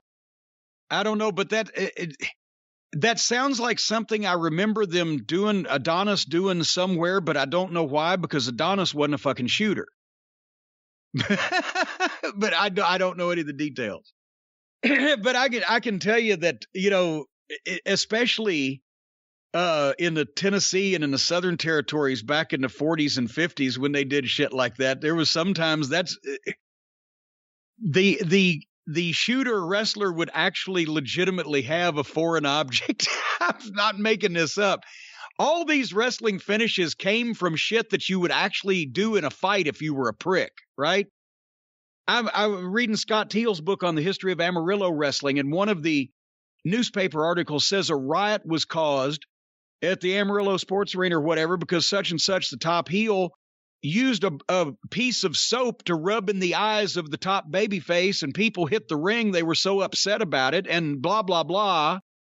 And they would build that shit into the fucking, when they had a riot or police really got into the ring and into the act, they would use that in the promotion of the rematch. But just soap in the eye.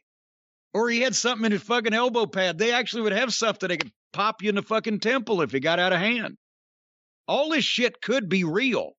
It's been prostituted to the point where it all looks hokey. If you had to pick one guy in Smoky Mountain that you could do a fan challenge with, who would it be? Oh, good Lord. Well, let's think about this. Depending on what kind of challenge it would have been, just a fight, Bruiser Bedlam. I was actually thinking Tracy would probably do better than most people would think in something like that. Yeah, but see that. Well, I wouldn't have never have done that with him because that wasn't his gimmick. Of course. And the wild-eyed Southern boy Tracy Smothers wouldn't want to be fighting people out of the audience. But no, if you just wanted to have a fight and then you're just promoting tough man contests, yeah, Tracy would have been better than the average bear. But I mean, you know, I would have gladly done a bench press contest with Bruiser Bedlam, because we went in that one gym and did that promo shoot, and the guy that ran the gym said, I don't know if there's anybody in Knoxville can bench press what he just did.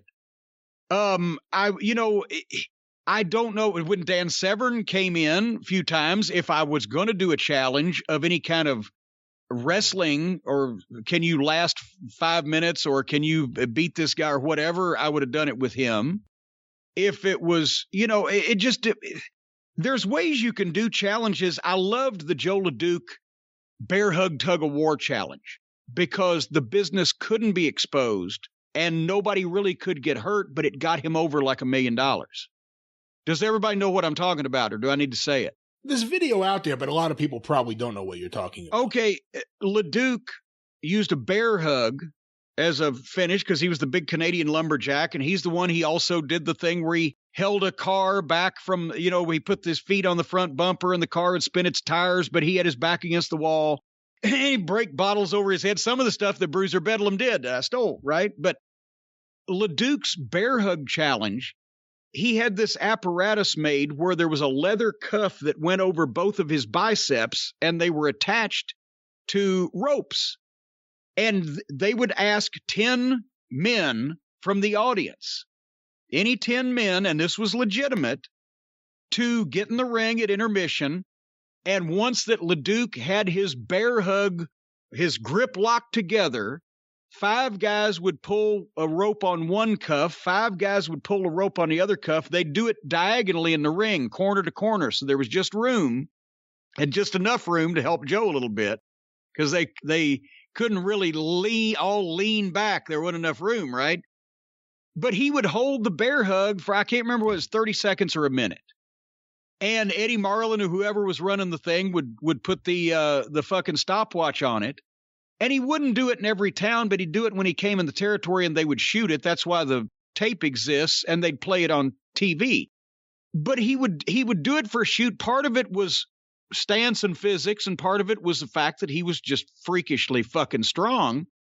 But once he got his hands locked together and they were pulling on his biceps, just the way the grip was, they were pulling on his shoulders more than his grip, and he was able to kind of spread his feet out and keep his stance, and you would see they would pull him from his body from side to side, but he'd stay in the middle. They didn't have room to jerk him off his feet, and he was able to keep the grip. And at one point in the tape that exists, because it's from Memphis, they actually pulled so hard that the leather cuff that he'd been using all those years, the cuff broke right at the end of it instead of his grip. And there was no way to make the business look bad doing something like that, but it sure got him over. And even if they had broken his grip after 30 or 40 seconds, or okay, 10 people that we know from our community tried to pull this motherfucker's grip apart, and it took them 30 seconds. So, that kind of thing I always liked. I didn't like actually allowing any of the fans to be physical, if that makes any sense, just because you never know what's going to happen. Just like this Just show. like us. Just like us. You know what? I know what's going to happen when I get up in the morning, don't you? I'm going to have a healthy breakfast. That's what's going to happen. You're not going to, because you won't be able to have cold milk on your teeth. And but I'll be having my magic spoon. And folks, you should too, instead of sugar and junk and carbs and unhealthiness. You don't even need to worry about anything else when you eat the magic spoon, whether you put the milk over it or just eat it like trail mix.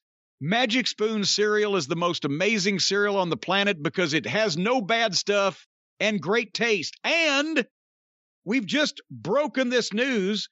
They've released a brand new variety pack now featuring peanut butter. Peanut butter was like the Jim Cornette action figures last year. They sold out 3 different times of the peanut butter as a limited edition. So now they brought it back and they're keeping it permanent. They've added it to the bestsellers variety pack alongside the Mount Rushmore of cereal, frosted, fruity, and cocoa.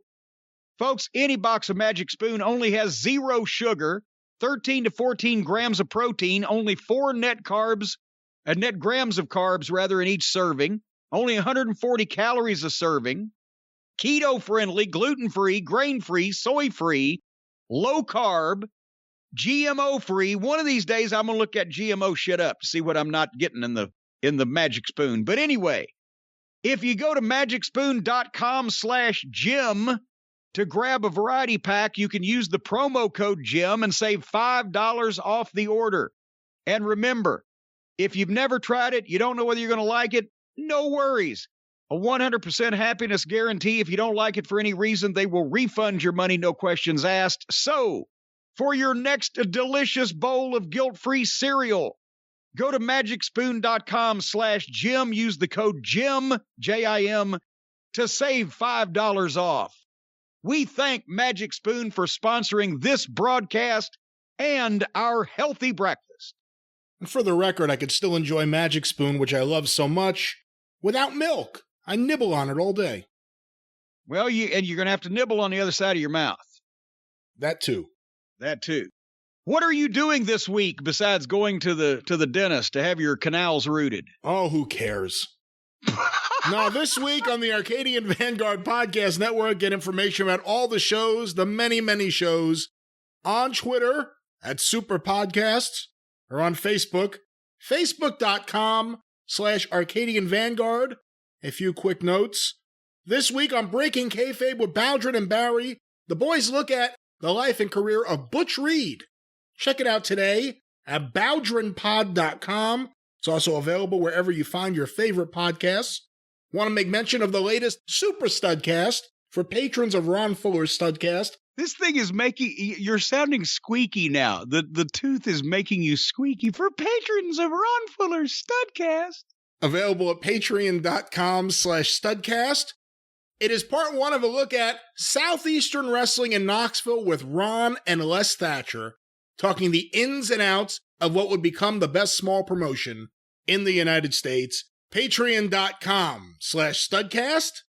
Also want to make mention of the latest episode of John Arezzi's Pro Wrestling Spotlight, Then and Now. You know, Jim, I've heard of this Arezzi character. I like playing clips of some of the things on the show and hearing what you think now, 30 years later. What you think of some of the commentary, some of the comments that were made on this show. Of course, we just had you on the show 2 weeks ago after you left WCW. I want to play you something, and of course, the listeners can hear this at pwspod.com, available wherever you find your favorite podcasts. But here's a little bit from Steve Beverly about the hardcore audience watching WCW. I'd like to get your thoughts on this on the other side. This is from December of 1990. There are as far as hardcores, I dare say probably there were some surveys taken actually by Titan Sports itself a couple of years back. Hardcores, I bet you there's no more than 15 to 18% of the audience that are hardcores, which is the reason I say that if a promotion tries to tailor its product to the people who subscribe to newsletters, they're probably making a big mistake because there's such a dramatic number of fans out there that don't subscribe to these things. And I'm of the belief that you've got to strike a balance. But, yeah, they've gone too far in the other direction. This Black Scorpion thing would have been fine if they had ended it at the Clash back in September.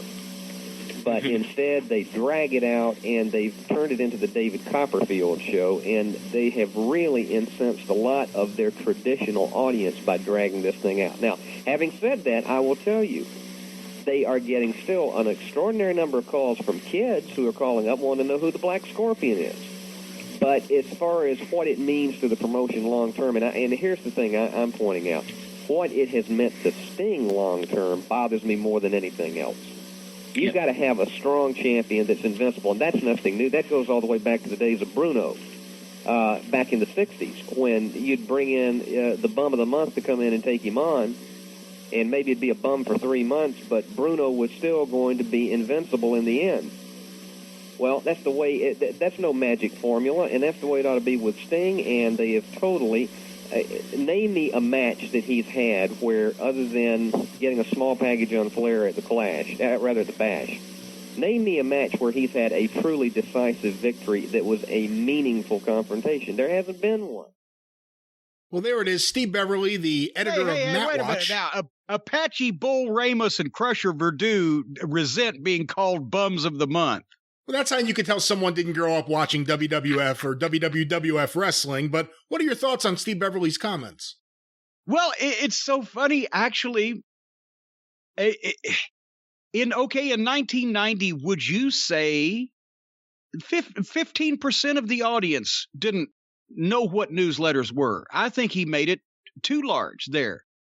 But the point was valid, is that Herd came in, and whereas Crockett had not even ever read a newsletter, nor never thought of reading one and didn't give a shit, Herd came in and went completely in the opposite direction and was hiring people and booking based off what he was reading in the newsletters, including hiring some of the people, Steve Beverly, bless him, like Steve, that were doing the newsletters. Excessive behavior in any direction is probably never the right way to go. But that's what they started doing at that point in time. They've figured, okay, everybody's smart. But what do you think, Brian? Because you were starting to be cognizant of things around that time, or shortly after that. If there were still at that time a couple of million people, well, a few more than that actually in 1990, but let's say 2 million people watching World Championship Wrestling on TBS on Saturday nights. That was still the flagship show at that time. 200,000 to 300,000 of those were not subscribing to or cognizant of the existence of the newsletters. Not even anywhere near it. I mean, the overall newsletter audience in 1990 was probably somewhere between 6 and 10,000. Yeah. And so when Steve said, because Steve was doing a newsletter, Steve said, well, 15 to 18%, that's of the survey that they did of their most dedicated fans. When he was saying the hardcore fans, he wasn't talking about the fans of hardcore wrestling. That's what the newsletter people and the people that started to get in the business at the time, 30 years ago, called the smart fans, was the hardcores. And so he just said that 15 to 18% of the fans that responded to the surveys they did were basically smart to the business. And that was already a group of the most dedicated fans. So newsletter readers and people who knew the inside of wrestling in 1990, like you said, was minute, not only compared to just the overall population, but compared to the overall number of people that were watching wrestling on television and going to see it in the arenas. Now, they already were starting to realize that TBS wasn't what they were used to seeing, and WWF was getting a little fucking weirder, but those people had to be dragged kicking and screaming into being smartened up. The promotions really forced it on them rather than them seeking it out. And do you think people think now in this year that we're just bullshitting when we say that there may have been 30 years ago, there may have been 10,000 people in this country that knew that a wrestling newsletter existed? I mean, do you think they think we're bullshitting, but that's the fact? No, that is the fact. Dave and the Observer didn't really blow up until the National, which was right around this period of time, 1990. But let me ask you this, to Steve's overall point about catering to hardcore fans, it's a different world right now because of the internet, because of Twitter. There's a lot more of that audience today than ever before. Fans that know inside stuff or think they know inside stuff. Fans who talk to one another. So there's an audience still there for that, clearly, and it's bigger than ever before. But to the idea of catering your show to that hardcore audience, what do you think? It's still a bad idea. Because there's just, the hardcore audience was a minute portion of the audience at that point. And they thought they knew everything, and they were calling, obviously, as we've heard, to check and see who the Black Scorpion was and how Sting was okay. But they're still going to do the same thing. They're going to want to see wrestling based on what their peer group would like to see rather than what most people would like to see. And back then, honestly, with the limited number of smart fans and the hoops you had to jump through to get smart, Jeff Bowdren proved that some of those fans could have probably booked a little bit better than the people that were actually doing it. But the problem now is that you have a much smaller audience pool for wrestling, but all of them think they know how to book it. So it's magnified. So you're in the same situation. Today, if you did the shit that the really diehard, hardcore, smart fans, whatever you want to term them, wants, then that's the only people that would like it. And the problem is, that's what they're doing now. It's called AEW. And that's the only people that like it. Is that group of people that, for the kind of people that like that kind of thing, that's the kind of thing those people like. There just weren't as many of them in 1990, and there were more people who were just wanting to watch wrestling instead of write it themselves or redo the whole fucking thing because their favorite wrestler didn't win or whatever. I don't know. But no, I mean, I guess it's the same thing. We've talked about this, whether it's Star Wars or anything else, all these fan groups, they all think they can do it better, but most time that's not the case because they don't understand.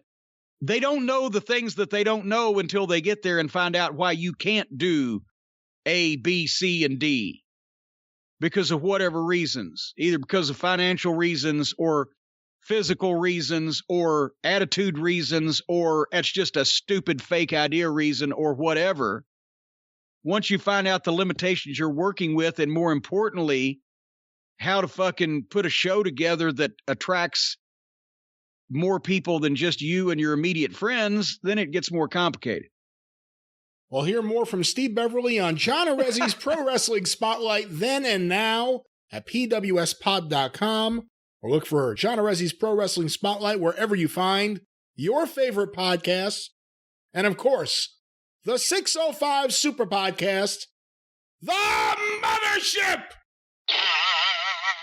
See, the tooth just flew right out of your head. That's the first one that's hurt. Go through the archives today at 605pod.com. Available wherever you find your favorite podcasts. No more the yelling. Mothership. No more yelling from me on this week's show. You shouldn't have done that. I learned my lesson. But the yelling is about to start, because we're not going to talk about NXT this week. Wait a minute, hold on. I hear the fans.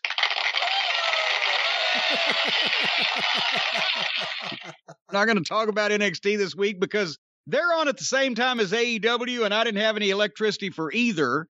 And it's the karma gods trying to save me high blood pressure. And what the fuck? I didn't hear about anybody doing anything spectacularly stupid, so we didn't bother to chase that program down. But there were several things advertised over at All Friends Wrestling that we wanted to check out.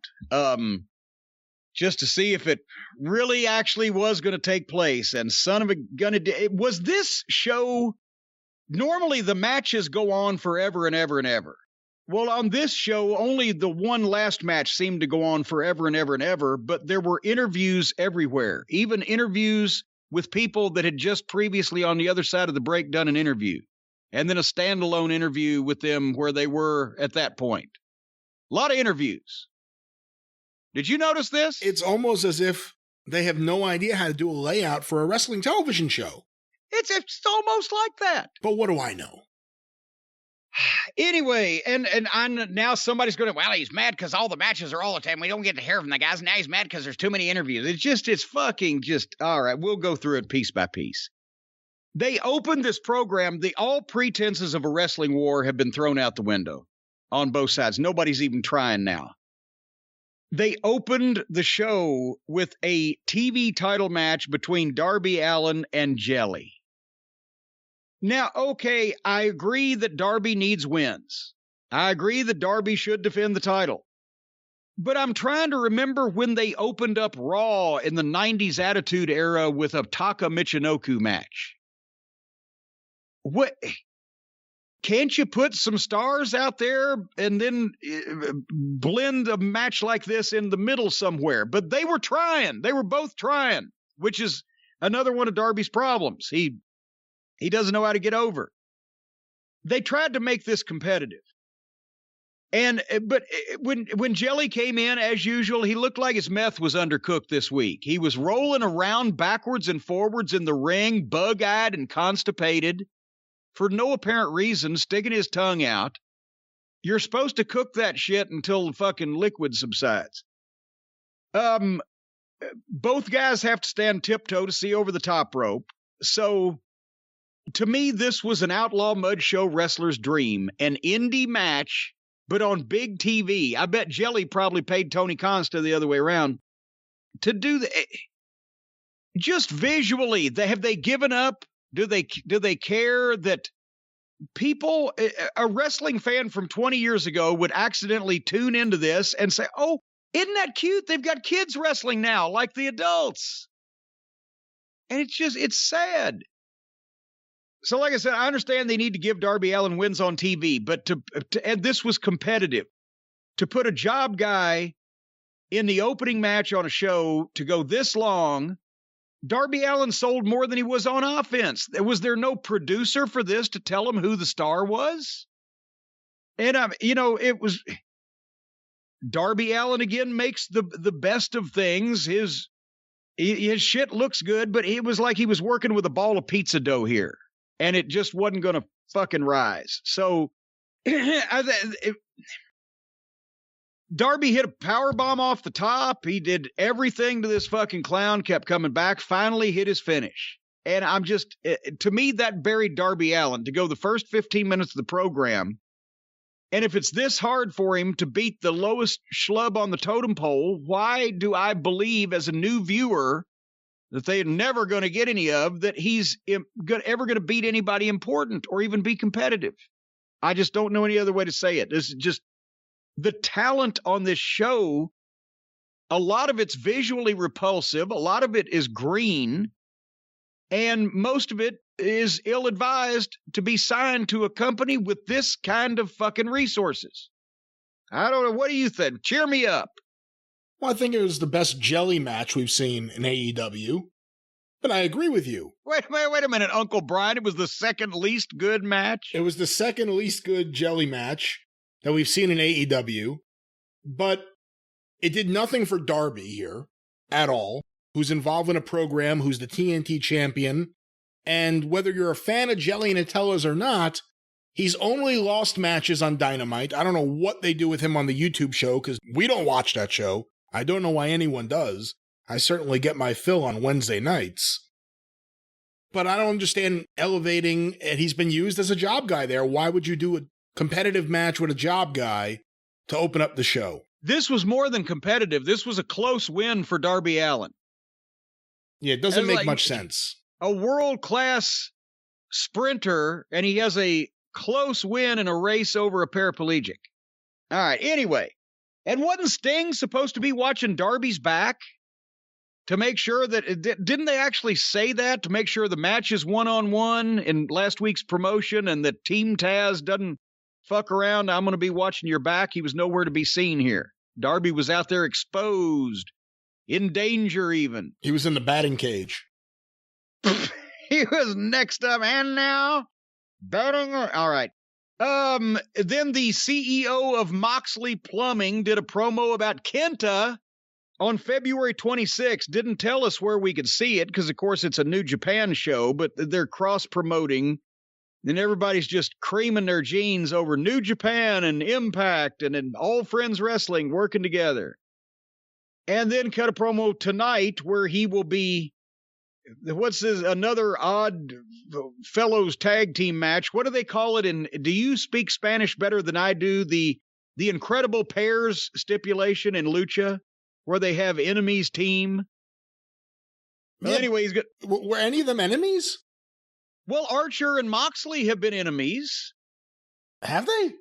That's what he said in this promo. Okay. And Moxley and Olivier are enemies, and Kenta came and hit him, say they're fucking mad at everybody. Anyway, same fucking shit. Nobody can keep track because from week to week, people just team up indiscriminately. Sammy Guevara confronted MJF. They kicked the inner circle out of the room, and there was more conflict because MJF, Sammy's on to him. Sammy says, you want to run the inner circle. And MJF, of course, pleads innocence and then goads Sammy into saying detrimental things about Chris Jericho in the inner circle and then picks up his phone like he's recorded him, but then Sammy grabs the phone and throws it against the wall.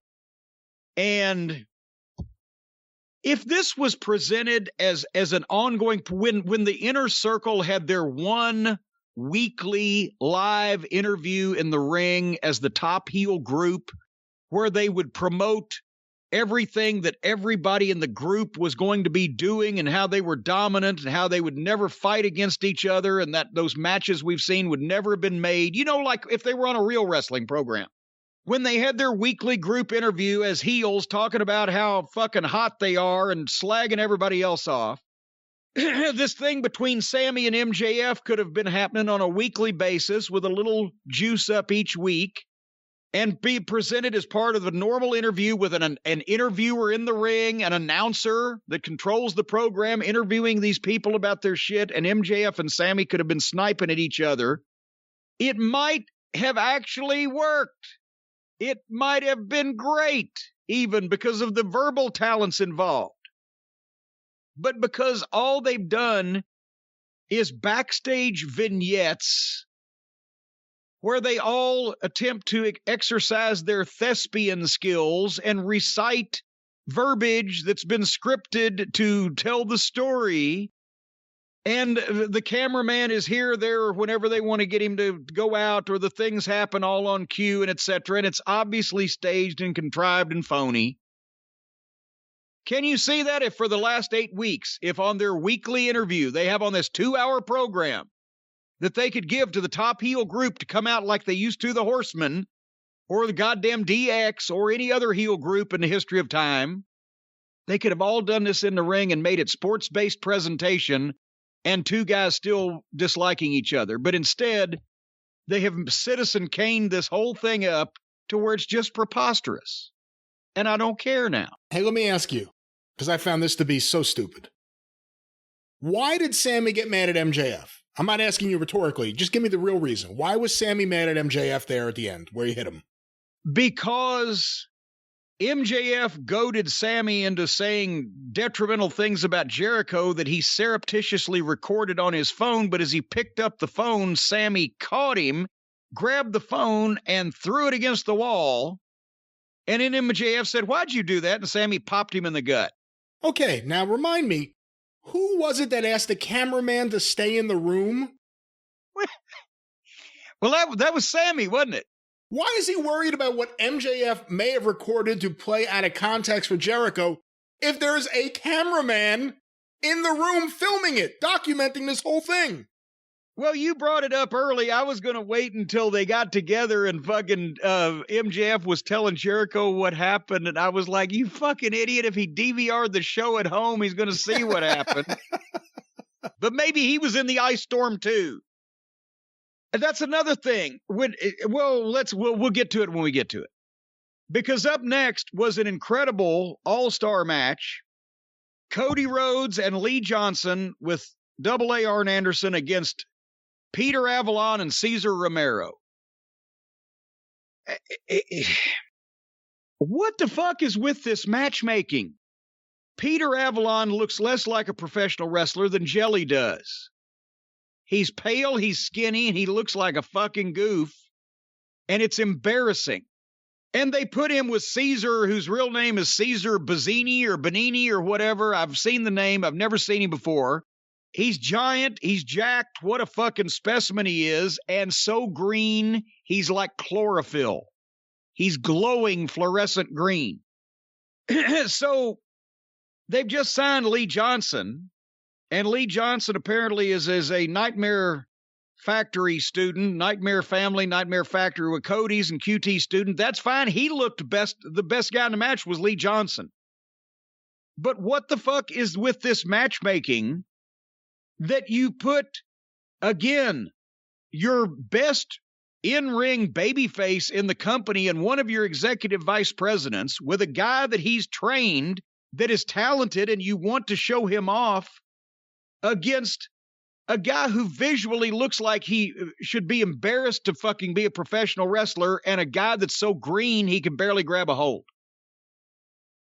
There are wrestlers that would love to get booked by a billionaire, and they're using outlaw shits from all over the fucking Northeastern and California indies and wrestling school students that I wouldn't have used on my OVW television because it's not fair to them either. It's not fair to the viewers.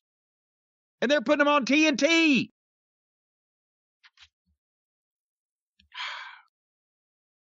So what is Scissors Banami, or whatever his fucking name is, as I said, he looks great. If he was in a training program for another 6 months or so, I'd put him on television and use him. Lee Johnson was good, but they went through a break with what should have been a 4 to 5 minute bell-to-bell job match where some physically capable underneath tag team of two guys put Lee Johnson and Cody Rhodes over, and then Lee Johnson got a lucky roll-up on Peter Avalon. He didn't hit him with a goddamn finish and pin him 1, 2, 3. He got a lucky roll-up. Who comes up with these fucking finishes? The new rookie, yeah, get a lucky roll-up on a full-time regular guy, but on Peter Avalon? Fucking hit your finish and put your foot on his fucking chest, for that matter, because it's almost impossible to have a match with some of these guys and beat them without devaluing yourself. And then they did a promo with Lee Johnson and the whole Nightmare family, minus Brandy, Cody and Arn, and QT and Dustin.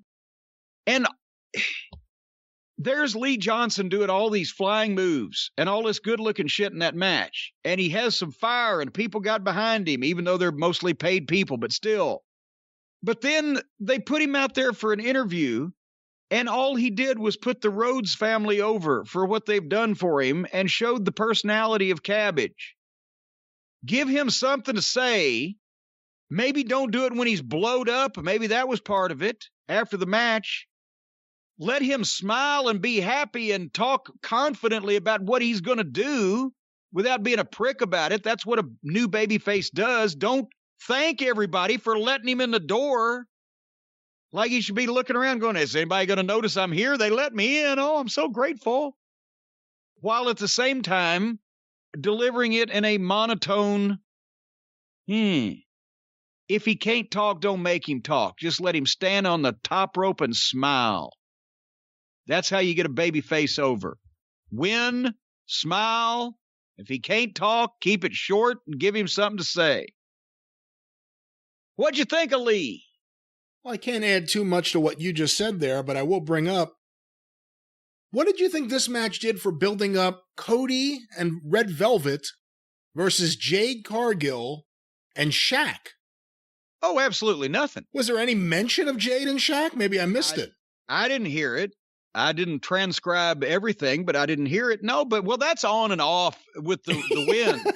No, right? Skinner should write the sequel to fucking Tuesday's Gone. Shaq's gone. Jane's gone. The Angle's gone. It's here today, gone tomorrow. That should be it. It's from now on, when somebody disappears, don't say they disappeared. Say they shacked. I don't know. Did you see they announced that Arn Anderson's son was training now? I saw, and Arn, I saw the shot of him at ringside, and then Arn looking at it. Brock looks like Arn. Brock looks like Bryant. Bryant looked like Ole. They're not even all related. They still all look like each other. But I will be interested to see how Arn's son does. I would hope that he inherits the talent and doesn't get any of these bad habits rubbing off on him by some of the people he's going to be associating with. And I think Lee Johnson will do really well unless the Bucks and Omega decide they don't want to work with Cody guys.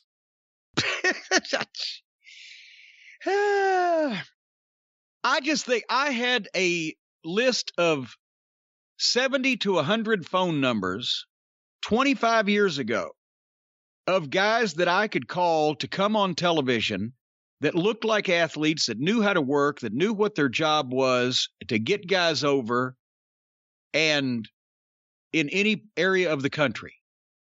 For Smoky Mountain Wrestling, for the WWF, for whatever. Even I started keeping it in WCW. That's how I found Bob Holly and some of those guys. And I never had to resort to putting people that looked as bad as some of these alleged wrestlers do on even local television. Nevertheless, speaking of alleged wrestlers, the Young Bucks and Gallows and Anderson did a backstage promo where they bickered at each other, where they're supposed to be friends, but they're really cranky, and they're continuing this gaga, the fake interplay where they're putting each other over, but it's really backhanded. You know they're eventually going to fucking fight, but you can't, because they're just doing fake interplay with each other. You don't really listen close enough to fucking care, and you really can't discern what their fucking point is to begin with, because they're just nattering at each other. Is that the way it comes off to you, or is it just because I just can't stand these smarmy-faced middle school children standing up in front of Gallows and Anderson? No, the Bucks are completely unbelievable as promos in the sense that they don't seem to be behaving like real people. It seems like, hey, let's perform as pro wrestlers talking right now. Gallows and Anderson ain't much better. I'm sorry to say this to you, but they come across like goofs in everything they do. I don't know what they're doing. I don't know what they're doing. It's catching, I guess. They do the same thing the Bucks do. They don't have to try to be cute. They're not the fucking little fucking undersized acrobatic gymnastic middle school cheerleaders that suddenly got a rich friend to buy them a wrestling promotion. They're grown adult men and they can work. They don't need to do this cutesy stuff. But then they go from that fake interplay to Adam Page and Matt Hardy in a storage room. And I'm not saying that it's a storage room. They were standing in a storage room, were they not? Well, I thought it was a bar. No, the first part, they were just in a storage room with the backstage interviewer where Matt said, I've rented a bar for us, just for the two of us. Oh, I did. I missed that. I guess I missed that. Yeah, they were standing in a storage room with a bunch of equipment stacked up. What a budget for this fucking program. So Matt I've rented a bar just for the two of us. Okay, I'll be there. And then Page walks around the corner, and I wish you hadn't missed this, because he runs into the entire Dork Order. Oh, I did see that. You know what? Okay, I did see that. Yeah. That was right after he left Hardy, and they all just stammered at each other. I'm going over here. I'm going over there. I'm going over here. I'm going over there. What the fuck was that all about? I believe this is the kind of goofy humor you see on the Young Bucks YouTube show, from what I've heard. The Dark Order, who at this point we've said it, they are just a babyface undercard tag team group. They're just acting like, I don't know, weird people that were turned down for a date with Adam Page. But what was supposed to be funny here? They just said, well, I'm going over there. I'm going over there. I'm going over there. I'll see you later. I don't know what was supposed to be funny. All right. A match broke out here for a second. I don't know. Pac with Felix in the corner. By the way, where's Penthouse? Where's he been? Felix's partner, Penthouse. Is he hurt from jumping off the roof on somebody again? Pac has a single match. Pac, the bastard. Pac, he's ripped and shredded. Pac, he does all this stuff. His shit looks good. He's got a mean look. He does a mean promo. He was quarantined forever, but I don't remember ever actually seeing him just have a goddamn match to get a decisive win, which apparently is from the Steve Beverly clip you played, has been a problem with stars for 30 years now. But whoever figured out to hire Ryan Nemeth deserves a medal. The Presidential Medal of Freedom. He's the only one there that knows what his fucking job is. The Hollywood hunk, Ryan Nemeth, and that bleached blonde hair, his fucking whole attitude. He is somebody in this company, finally recognizes their job and is able to do it. Ryan Nemeth is clearly a heel. He is clearly an obnoxious prick. He is clearly there to put the star over. He's probably the only guy on this program that worked exactly the way he should have and was presented the way he should have been. And, I mean, even to the point where when Nemeth one time stopped Pac with that good-looking DDT, spiked him on his head, Pac rolled out so he couldn't even get covered. And then by the time he's back in, he took Pac over. Nemeth had some offense, just enough so that Pac could come back. If Pac had any idea how to work as a babyface, this would have even been better. But he just does what he does. I don't even know if he's supposed to be a babyface. I can't keep track in this company. whether Pac and Felix are baby faces or heels or whatever the fuck, because they're all just heels fighting with each other. But if Pac could have worked as a baby face, this would have been a little bit better. I would have got just a little soupçon of heat for Ryan so that Pac could have made a better comeback at the end. But nevertheless, and the only thing wrong with the match is, once again, nobody's taught Pac how to get over. Pac, apparently, this is not something that comes natural to him. And nobody is agenting these matches that has apparently half a fucking clue. You got Ryan Nemeth, the only heel job guy in the whole fucking place. He does his job. The match only lasts about 5 minutes. Pac is physically dominant. Pac goes up to the top rope, hits a goddamn flipping, screwy, splashing thing onto fucking Ryan Nemeth's back. Bam, looked like $1 million. And instead of flipping him over and covering him fucking hand in the face, looking up 1, 2, 3 decisively, Pac rolls him over and puts a submission hold on him. And the submission hold he puts on him is on the fucking tying up the arm that he would tap the mat with, so Ryan has to tap the fucking back shoulder of Pac. That's like Jimmy Superfly Snuka hitting the Superfly Splash off the top rope and then stopping to apply the Indian Deathlock. What the fuck? How stupid can they be? That was a tap out after that move is as flat as a plate full of piss and totally unnecessary. Pin the fucking guy and get over. Can anybody teach these motherfuckers how to get over? No. I try every week. Nemeth's looked good. The 2 weeks he's been there, I mean, there were back-to-back tapings. This is a taped show. But I think Ryan Nemeth has looked really good so far. Yes, he even takes awkward bumps. Like a heel, like a klutzy, smarmy, obnoxious, braggadocious heel. I fast-forwarded the wedding recap. Less said about that, the better. Then, okay, now here's Jericho and Hager and Wardlow doing a promo, and MJF comes in. They're going to have a match in moments, but MJF tells Jericho that Sammy sucker punched him in the stomach, maybe broke his ribs. And that's where I wrote, good God, it was on tape. What the fuck is this for children or idiots? Or both? Childish idiots. If you wanted to tell that story without coming out and just having a neon sign saying this is all fake over the top of your head, couldn't MJF just have showed up for this match with his ribs suddenly taped and selling them?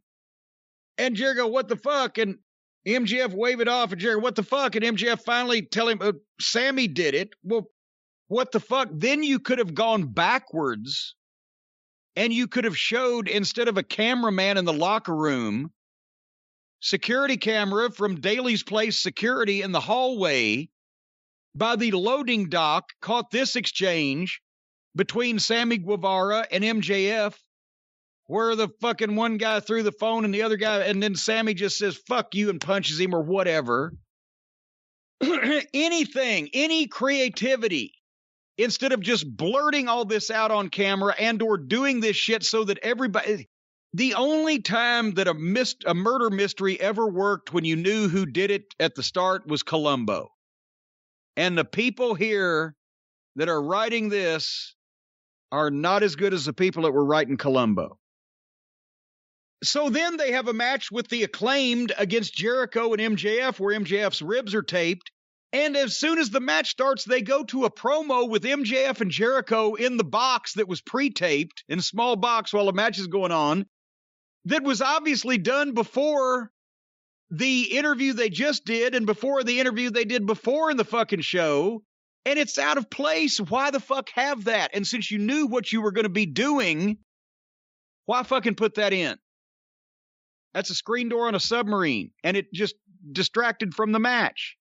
This show is edited and put together in a mix master. This is the first time we've seen the Acclaimed where they weren't in with a bunch of fucking male high school cheerleaders, and they looked good. They got decent size. They move well. They actually wear tights. I wrote down their teamwork is good, and as soon as I said that, or I wrote that, they did a backslap tag, but Can't expect people to just actually learn and try to do it right.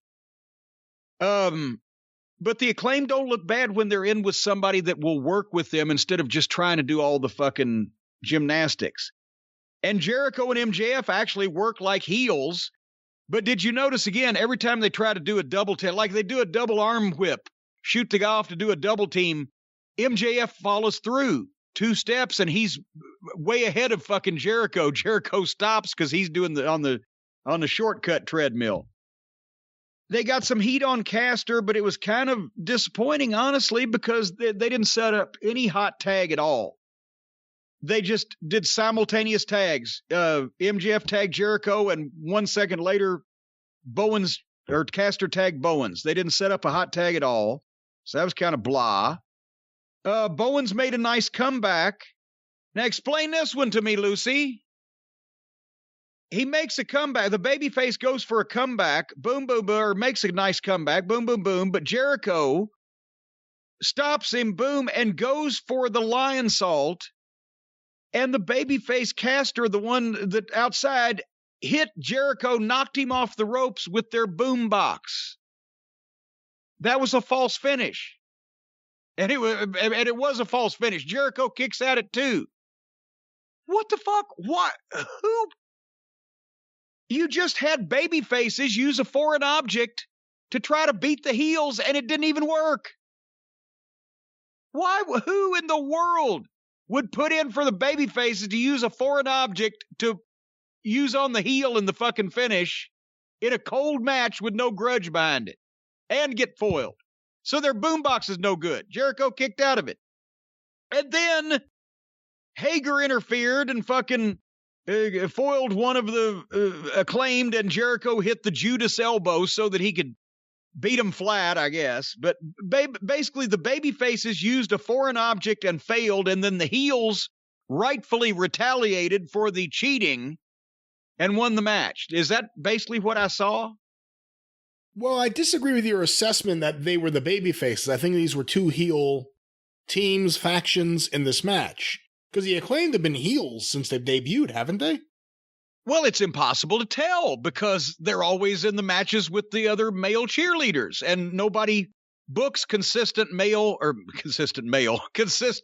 babyface heel matches here. So I assumed that young guys with snazzy tights with good bodies that had good teamwork that would be wrestling Chris Jericho and MJF would be baby faces. Maybe I'm just crazy. If they're not baby faces, then this whole goddamn thing is fucking trash. Hold on. If they're not fucking baby faces, fuck this whole goddamn thing. I said maybe. I'm not even no, sure. Fuck it. I'm not sure. Oh, no. A fucking heel fucking match. God damn it. We've had such a good run without you destroying any stationery. Well, that changes the whole thing. Then I don't have anything good to say about this whatsoever. However, then Sammy Guevara comes out and quits the Inner Circle. I quit, and he walks off. If people been waiting for it, we've known it was coming. If this had a focused build and a setup and a weekly extrapolation, and then a babyface turn by Sammy at a crucial moment that cost the Inner Circle something, and then the Inner Circle would be bound to get even for it, that would have been just swell. But he quit and walked off. Adam Page and Matt Hardy walked into a bar.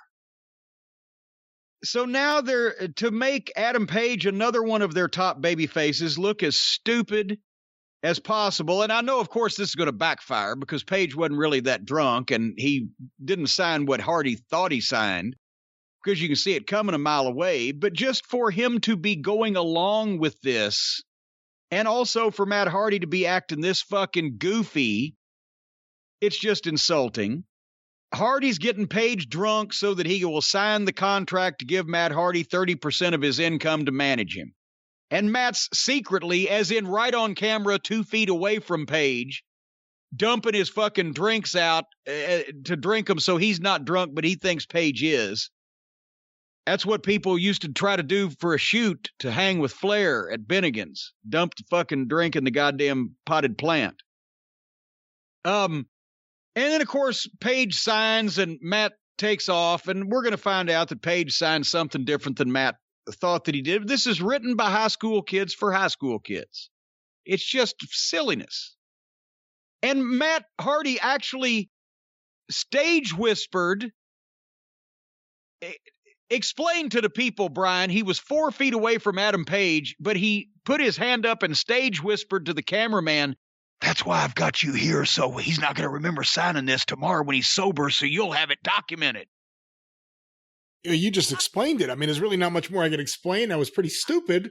I feel like it's a Scooby-Doo episode of the Scooby-Doo Mysteries here. Are we dealing with 8-year-olds, or are they 9 now? All elite Scooby-Doo.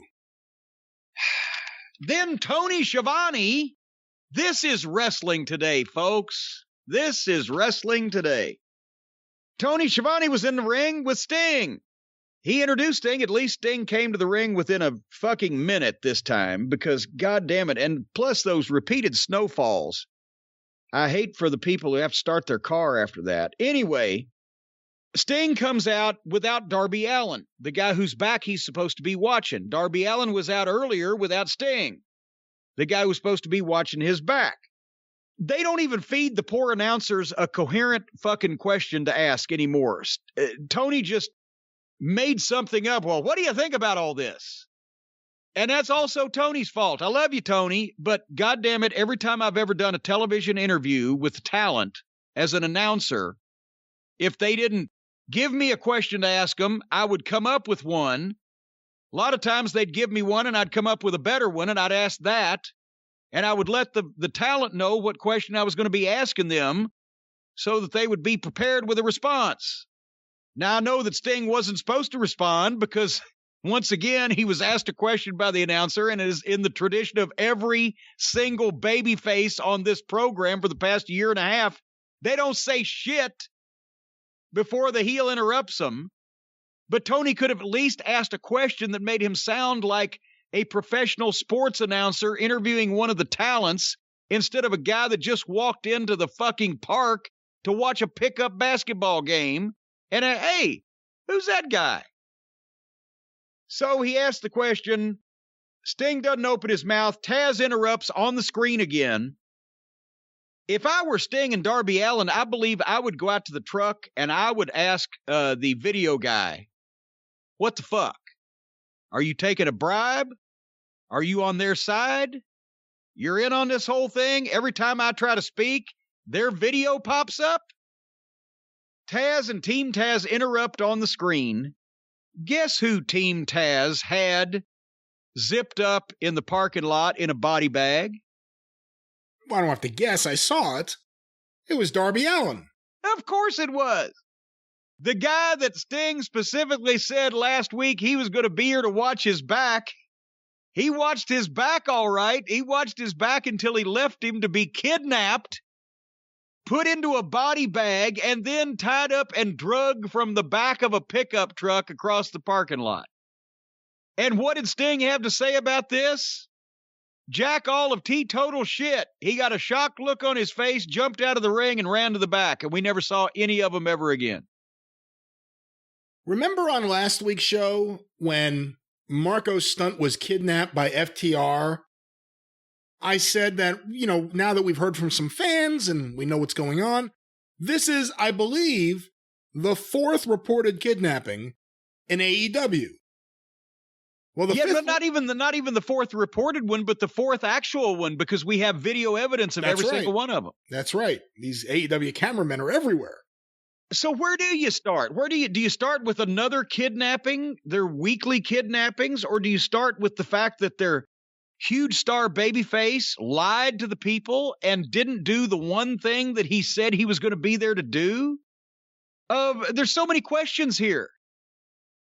What the fuck is the matter with the guy writing this program, first and foremost? Is it Adderall? Is it meth? Is it cocaine? Is it painkillers? Whoever is writing this program is regularly changing the chemical makeup of their brain in some fashion. Well, I'll tell you, Goldberg is scared of what could happen when backstage, and I could understand it with all the kidnappings. But Team Taz and the parking lot are dangerous. Yeah, you would think that the Jacksonville police would have somebody out there in a patrol car. Every week, it's something out there with them. Anyway, speaking of on location, Officer Bar Brady was on a golf course in a suit interviewing Harpo Fingerfuck. He had a chance to do a promo here to get somebody interested in tonight's main event, old Twinkle Toes did. But what he did instead was whisper his girlish promo and return to his golfing. Whereupon Don Callis and some other stooge were there telling him, yeah, you made a hole-in-one or whatever. He has I'm talking about Twinkle Toes now, old Kenny Olivier. He's got no bass in his voice. He's got no tone of believability. He does this hushed thing like that he's saying all these words in a row, and they all are English words, and they come together, but he's kind of singing them because he doesn't really have anything to say, and nobody cares, and he doesn't sell anything. He doesn't promo anything. He just says words, and then he does some more. The fuck? Let me just say, Alex Marvez is so unbelievable in his cadence and everything he says. Well, yes. He's really, really bad at this. I'm happy he stayed off the green. I can say that. I've never played golf. That's a no-no. Yeah, you don't go on. When you have a golf cart, you don't go on the green. I mean, he said at the end, hey, can you guys give me a ride? They walked off. They didn't have a golf cart. How are they going to give you a ride, you idiot? Well, and that's the thing. It had to be funny at the end also. It had, hey, can you give me a ride? The announcer has to be funny. Hey, can you give me a ride? When the announcer is funny, and the announcer is part of the whole fucking work, then you don't the announcer is the salesman. If you don't believe the salesman, you don't buy the product. The announcer's a goof like everybody else. Can you see JR out there going, hey, can you give me a ride? That's why he wasn't out there saying, can you give me a ride? There was one wrestling match. Thunder Rosa versus Leyla Hirsch. It was the best wrestling match on the program with the best workers. It most looked like a contest. It made the most sense. The men in this company should be absolutely ashamed of themselves. However, having said that, nothing's perfect. Leyla Hirsch is 4'6", and this match went through a break. And don't put a break in the middle of a fucking girls match, because if you've got them and they're going to hook you, at least look respectable like these girls did. Give them 7 minutes bell to bell and let them have an uninterrupted match. Because once you take the break, you've just broken everything up and the momentum, anything they've got going on. And then if you have any amount of time on one side and any amount of time on the other side of the break, then you've gone way too long.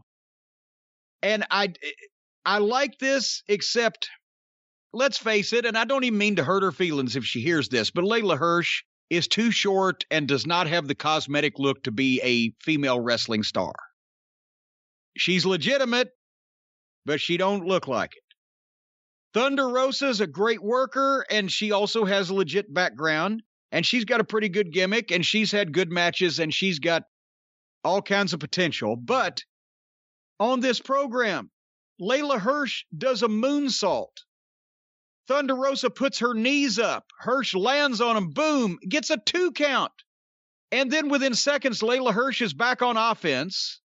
And that's where they started overstaying their welcome. Then Hirsch goes for a moonsault again, and this time she misses the whole thing because Thunder Rosa gets out of the way. Then Thunder Rosa runs and hits her with a knee, 2 count. And then Thunder Rosa picks her up and hits some kind of sitting slam, which was neither as impactful or as good looking as the moonsault onto the knees or the miss of the moonsault and the knee. But that was the finish. Anticlimactic. Too much. Followed a shooting with a stabbing. But otherwise, they did a very good job. I want to see more Thunder Rosa. I'm sorry.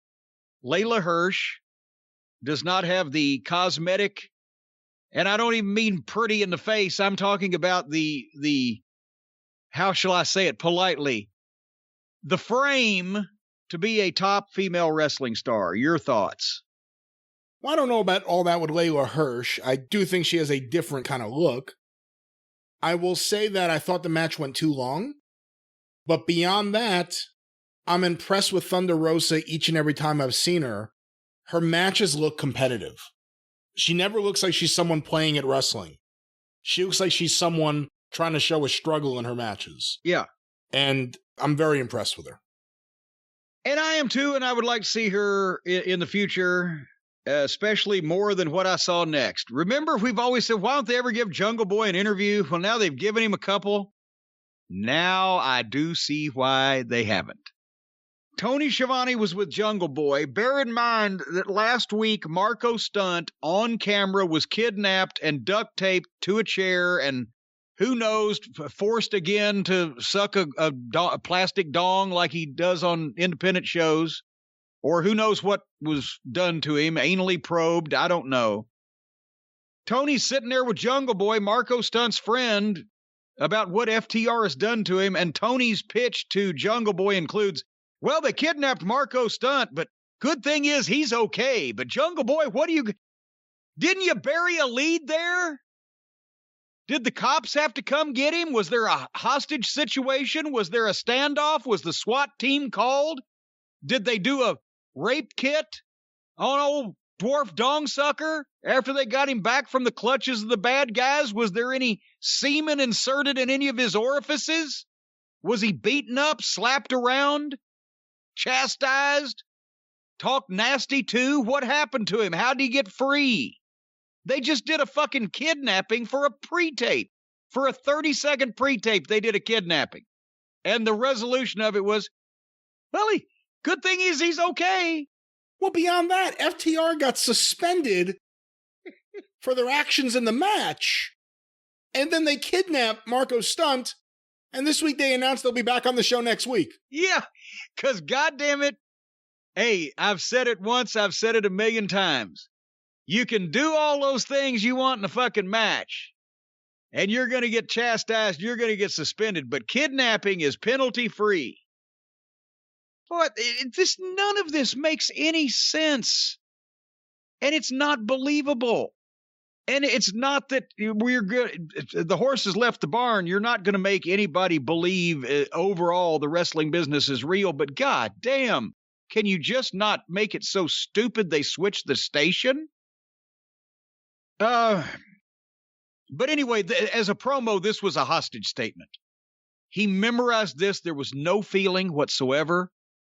He stared at the camera and he used the same monotone. And I can't speak in such a robotic manner. I don't know how to do it to convey but it was bad. And somebody's got to work with him. And him and Darby Allin, none of their young baby faces have any personality except for Adam Page, and he's been made to be a fucking drunk idiot. But Jungle Boy is the son of a famous actor. Can you not get something out of him? Can you not tell him, don't write this shit down and memorize it? Just go and think to yourself tonight in your hotel room.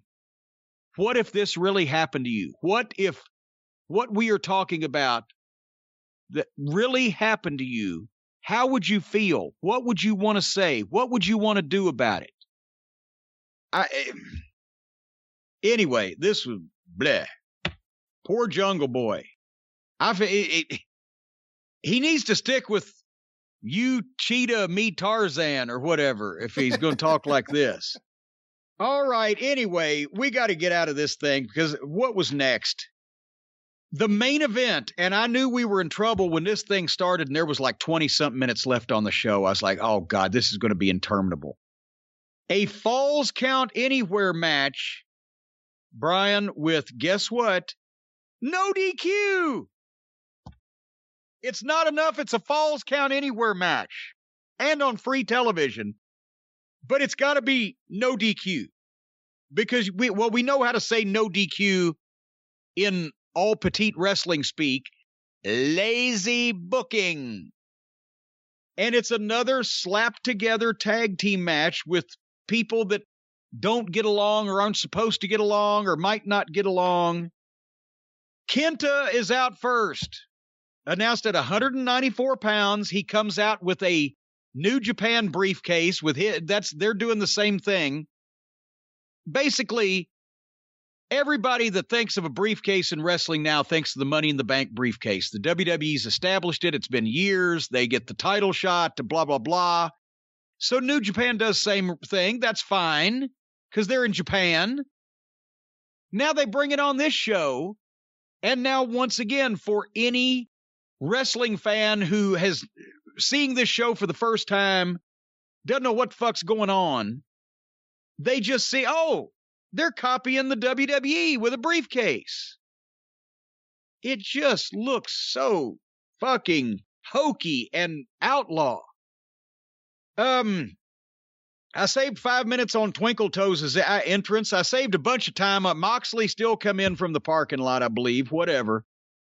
So the match is Kenta and Kenny Olivier against Lance Archer and Jon Moxley with Jake Roberts. And I thought, poor Lance Archer. He's the one that in the middle of this stands a chance of getting over, and he's surrounded by a cast of mud show goofballs that fucking can't figure it out. Hey, can I just say something that hit me during this match? I'd like to know what anyone else thinks. I haven't watched any older AEW footage in a while. Has Jon Moxley lost a lot of muscle tone? Like physically, does he look smaller than he did a year ago, year and a half ago? I never saw any muscle tone on him, but he does look painfully thin and pale. He's apparently never taken any advice from Arn Anderson. Arn's favorite phrase used to be when he's going to the tanning bed, used to be, fat looks better brown than white. So this match, they jump-started it, went into a four-way. Little did I know, they never actually had a match here. They started with a four-way and never settled it down to have a match. They just did a four-way for 20-something minutes. And Kenta had used the briefcase 3 times within the first 30 seconds of the match. Once on Archer, who didn't sell it. Whacked him in the back, and Archer turned around, and everything Kenta did, Archer no-sold. Which he should have, because he's 75 pounds bigger and a foot taller. And there's excrement on commentary over, can you believe Kenta is here? It was like, can you believe Hulk Hogan is here? Yes, anybody who's ever heard of fucking Kenta, which is a minute portion of the audience, can believe that he's there. Because he lives in Florida, apparently. Why would he be? Excalibur was unbearable here. And he kept yelling, horrible. The forbidden door is open! As if anyone has any idea what the fuck that means. Hey. Apparently the forbidden door is AEW and New Japan working together. No, the forbidden door is this fucking back door at this porn shop outside the Philly airport. And that's where they had the good shit. Okay. But I didn't know excrement knew about that. Nevertheless, everybody on every tape spoke German. Anyway, so basically, that's the thing. They're making a big deal out of Kenta. They're making the big deal out of the New Japan relationship. They are preaching to the choir. They are appealing to the converted. Anybody who knows who the fuck Kenta is and gives a fuck about seeing him is already watching this program. And they just kept doing shit. They never, like I said, they never had a match. They just did a 4-way all the way. They went out on the fucking floor, and then there's a break, and then, no, wait, first, I'm sorry, the garbage can deal. Twinkle Toes comes in with a garbage can, hits Moxley with it, then turns the garbage can upside down and puts it on the ring post, goes to the far side of the ring, runs across the ring, jumps up on the ropes, grabs the can, and moonsaults with the can onto Moxley, who laid there and let him do it. Why would anybody watch this shit? That is without a doubt the stupidest thing I've ever seen. Not only that you would have a blunt instrument, a weapon in your hand that you hit a guy over the head with, and then instead of hitting him now that he's down 17 more times and killing him, you walk over, put the can upside down on the post, go back across the ring, run, jump, grab the can and do a flip, risk killing yourself, and you land on the guy. And we now know that Moxley is in no way smart to the wrestling business because he laid there and took it. And that's a mark of a complete fucking idiot. Guy's moonsaulting blind, holding a metal trash can. move. Anyway, so then Lance Archer came in with a fucking ladder, and that's when they went to the break. And I said, thank God, a break. I can skip 4 minutes. And they came back up. They were out in the arena. Lance Archer chokeslammed finger bang into a fucking couch that's sitting out there for whatever reason. No, that was Peter Avalon's bed. Oh, Christ. Because Peter Avalon, the job guy who isn't very good, when he's in the audience, as all the wrestlers are when they're not actually wrestling, they go out there so they could sing Jericho's song and just play games, video games, whatever it may be. You never know what you're going to see in the AEW audience. Peter Avalon apparently has some sort of bed that he lays on. By the way, no women in that bed. But he lays on that bed waiting for someone to get powerbombed through it or something. And they spend money on that, too. Somebody bought that couch, or that bed, and somebody moves it out there to ringside. That's what they're spending money on in this company. Why don't they run the same tape every week of the same main event? Because they all look the same. This was completely indistinguishable, except it was longer. The balding plumber and the Japanese midget were up in the empty arena. Archer followed. They started doing false finishes in the kitchen. I wrote, there's 10 minutes left in this show. I can't take it, in capital letters. There was a DDT on the buffet tables. Lance Archer hit Kenta with a box of potatoes so the announcers could do the potato jokes. Then finally they did another break. Then they were back in the ring. Tables, kendo sticks, every bump ever. I quit paying any attention. It just was impossible to watch. And finally, Gallows and Anderson run down. Jake actually gave what approximated a short arm clothesline and then took a punch and went to his knees, bless his little pea-picking heart. But then, bear in mind now, there's 2 referees out there for some reason. But the 2 referees are watching Gallows and Anderson run in, Jake run in, Moxley comes in and hits people multiple times with a baseball bat wrapped in barbed wire, and they are up and taken over on him seconds later. The referees just stood and watched everything because it's no DQ, a.k.a. lazy booking. All the heels finally bumped all the baby faces. Well, all the baby faces. There was a bump Moxley, and I'm surprised he sold anything. They bumped him out of the ring somewhere, and all the heels picked Lance Archer up and helped Olivier give him the one-winged fairy in front of both referees, and they counted 1, 2, 3. The people not even in the match, and in front of the referees, no helped DQ. Give the finish. Yeah, lazy booking. An injury angle can never be done again in the wrestling business because there's no reason. Because unless you're just going to drop a fucking safe on a guy off of the top of a skyscraper, there's no reason. This match killed any injury angle ever. I'm going to go on record and saying because of the length of it and because of just the garbage of it and the indiness and awfulness of it, this was the worst AEW television match ever because it was the same as all of the bad ones, but much longer. What do you think? Geez, when you say something is the worst AEW match ever, there's so much you have to take into account. It wasn't good, and in fact, it was bad. I didn't like it. More of the bad stuff, less of the good stuff, you're saying. I didn't like it. It did nothing to make me care about Kenta. It did nothing to make me care about Kenta against Moxley, which you have to think is New Japan's priority here. It did nothing. This whole show did nothing. Well, yeah, that's who came out of this show the better?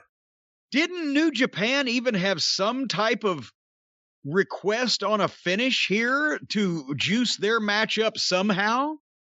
As far as any kind of interest for the vast majority of people in the world who didn't even know it was going to be happening to begin with? Because Kenta and Moxley were not involved. They could have been involved in some way without one of them actually winning or losing, but they weren't even in the ring at the time. Look, I get we can't go back to the old days, those old days of 1989. But remember when there was a Clash of Champions, I believe, and the tag team was locked in the back for the 6-man tag titles. Yes, I'll tell you exactly where it was. Cleveland, Ohio. It was the same night on the Clash. It was February of 1989, George Scott's first Clash. They redid the Flair Steamboat angle where Steamboat ripped Flair's suit off in the middle of the ring with the models there and everything, and that was great. But it was, who was it? Was it Tenryu? And the Road Warriors. And the Road Warriors. The point is they had a relationship with Baba at the time because Crockett had, and TBS had just taken over. And they had advertised that the Road Warriors and Tenryu would face Kevin Sullivan's Varsity Club, right? For the 6-man titles. And instead, somehow the Varsity Club locked the dressing room door so that the baby faces couldn't get out, and they switched the match. And it was pretty much the beginning of the end of the relationship with All Japan, because Baba's people were like, what the fuck? How do you explain that the wrestlers were locked in the dressing room and couldn't get out? And they were so insulted that they were being asked to tell their fans back in Japan that was the beginning of the end of the relationship, right? Oh, that was the end of the relationship. Yeah. Baba saw that and said, no. This is not how I do business. I doubt New Japan will have the same philosophy now, but maybe they should. So anyway, I don't know how anybody can think that match was a positive. It made no sense. It did nothing for anybody. It was just useless waste of 20 million angles, injury angles, and different things. And I mean, there's no baby faces, there's no heels, there's no credibility, there's no logic, there's no contest. It's just people bashing each other with shit and hopping around.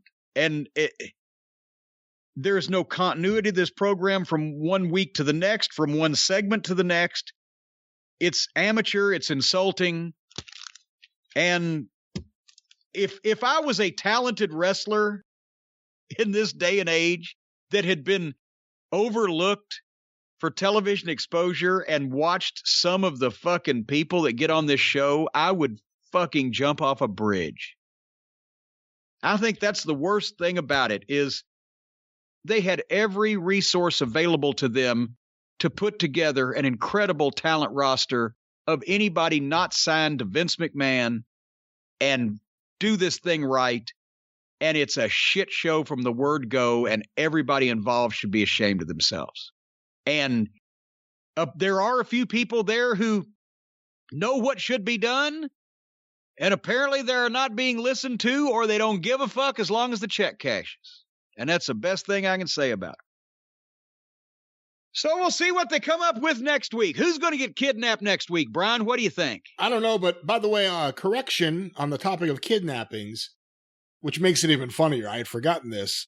The match ended up being the Road Warriors and Tenryu versus the Varsity Club of Rotunda, Sullivan, and Steve Williams. Originally, it was going to be the Road Warriors and Tenryu versus the 6-man tag team of Sting, the Junkyard Dog, and Michael Hayes. They were locked in the back. That's what it was. And Baba saw that and gave himself a Baba chop and said, no more. No more of this. Well, and here's the thing. George Scott never intended to have that match, because you would never have had 3 baby faces against 3 baby faces. But because the 6-man tag titles were in there in some fashion, that he false booked it and did that for some reason, for an angle. And Baba just said, what the fuck is going on here? But to this day, people have been, unfortunately, fed the false assumption that wrestling in Japan is treated like a big sport. It used to be, but it's not anymore. We talked about that on the drive-thru this past week. There is outlaw wrestling in Japan, too. That's where they're getting their entire Japanese half of the women's AEW tournament from. Outlaw, fucking hokey, indie bullshit in Japan, where they bring these teenage pop idol singers in and make them wrestlers. The business in Japan used to be treated more of a shoot and more legitimate and more professional and more seriously from the time that it was started in the early 50s until the end of the 80s. And then with the start of the 90s, when the wrestling in America fell apart, and they had their own problems in Japan with the shoot groups and multiple shoot groups coming up and muddying the waters and etc. But now they do the same shit over there as they do here. They do it more athletically, but they have run-ins. They disregard the rules. They have these weird outlaw groups that have the fucking dolls and the inanimate objects and the fucking goofy costumes. It's as wrestling in Japan for the most part now, today in the year 2021, is as big of a shit show as it is in America. It's just that the wrestlers now in America are such marks for what Japanese wrestling used to be that they still think it's a thrill and an honor and some type of career achievement to be booked in Japan. Even though now every fucking jackleg in the United States can get booked in Japan to one of their outlaw groups. It means nothing anymore. But they've perpetuated this lie that all Japanese wrestlers are great and everybody in Japan takes wrestling more seriously and is more of a sport than the United States. New Japan has some of that. The rest of the groups are just as fucking hokey and phony as the worst of these indies you see here in this country. Am I misrepresenting that, or have I not seen all this shit go on in Japan over the last several years? No, it's become quite sad what much of Japanese wrestling has become. And now it's infiltrated the American wrestling as well. Well, no, the American wrestling infiltrated the Japanese wrestling first. And now Japanese wrestling has returned the favor by infiltrating us with a bunch of fucking midgets that do the same thing as our midgets do. But yeah, for the people who were wondering, it used to be an honor to be booked in Japan. For the big companies of Baba and Inoki, for the high-paying spots, for the most serious promotions on earth. Hadn't been that way in a while. They're just as fucking hokey as we are. It's a dog and pony show, just with separate things because of their cultural differences. And unfortunately, people like Twinkle Toes that want to combine those worlds and make it a real mayonnaise jar full of fucking shit. Anyway, are we done for the day, Tooth Boy? Well, one final question, because several people have sent it in. We haven't watched NXT for a few weeks. I guess they're having a takeover this weekend. Are we watching it? I wasn't aware that they were. Are we? I don't know. It's up to you. I really don't care. What day is it? Hold on. Let's find out. On air. We will find out what's going on. NXT Takeover. It will be... Oh, that's the last one. December 6th. The next NXT Takeover... I thought there was... Someone just said there was. Hold on. And now it's not coming up. There's an event this weekend from NXT. I assume it's Sunday, but it could be Saturday. Well, that's Valentine's Day. We might... We're going to be recording on Monday for our Tuesday drive-through. We might peruse a bit of that, but I don't know if I'll have 3 hours between Valentine's Day night and Monday at Yes, it's Valentine's Day. Well, Valentine's Day. Do they just want to go ahead and say none of our fans get laid ever? They want to just go ahead and admit that now? Having a fucking big event on Valentine's Day. Well, first of all, you just broke some news. Is the drive-thru coming out Tuesday this week? I thought that's what we changed to. I thought we said we were keeping it on Mondays. No, I thought we said we were going to Tuesday. Well, we will be this week. Tuesday. I thought we were going with, instead of Friday and Monday, we were going with Saturday and Tuesday. Well, there it is. Saturday and Tuesday. Well, there you go. Another case of there you are. Should I close the program before we rebook anything else? You can. I was trying to see if I could find any of the matches for this purported NXT show. The Dusty Classic Finals this Sunday at NXT TakeOver, Vengeance Day. Not Valentine's Day, Vengeance Day. And I'm trying to see if any other matches. I'm on their Twitter page and I can't find any of the matches. Well, that's another thing. The promotion has just gone by the wayside these days. Remember when a big show is coming up, big pay-per-view, you knew what the main event was a month out? I had a rule. If we did a pay-per-view in Ring of Honor as recently as that we had to announce the main event 4 weeks of television out, or elsewise we weren't going to fucking have it. You know what? Maybe we don't have to watch this. Io Shirai versus Tony Storm versus Mercedes Martinez. Okay. Dakota Kai and Raquel Gonzalez versus Ember Moon and Shotzi Blackheart. Okay. The finals of the Dusty Rhodes Classic. MSK versus the Grizzled Young Veterans, the finals of the Men's Dusty Rhodes Classic. Okay. Finn Balor versus Pete Dunne. That will probably be good. That'd be very good. Johnny Gargano versus Kushida. And it appears that is the entire lineup. Oof. Okay, we won't be covering that, but we'll still be out on Tuesday. Man, NXT has gone downhill. That's more like downhill, fallen in a mine shaft, and found the shortest way to the center of the earth.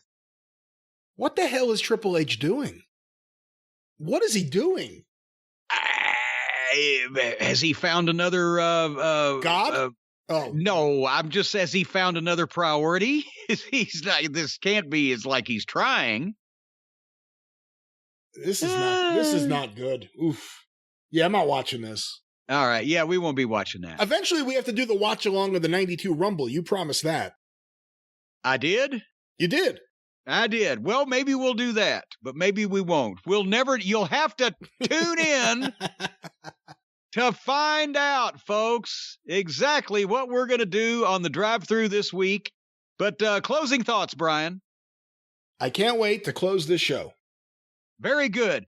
Folks, until next time, for Brian and his bothersome teeth, and for me, and I'm just bothersome, thank you, fuck you, bye-bye, everybody.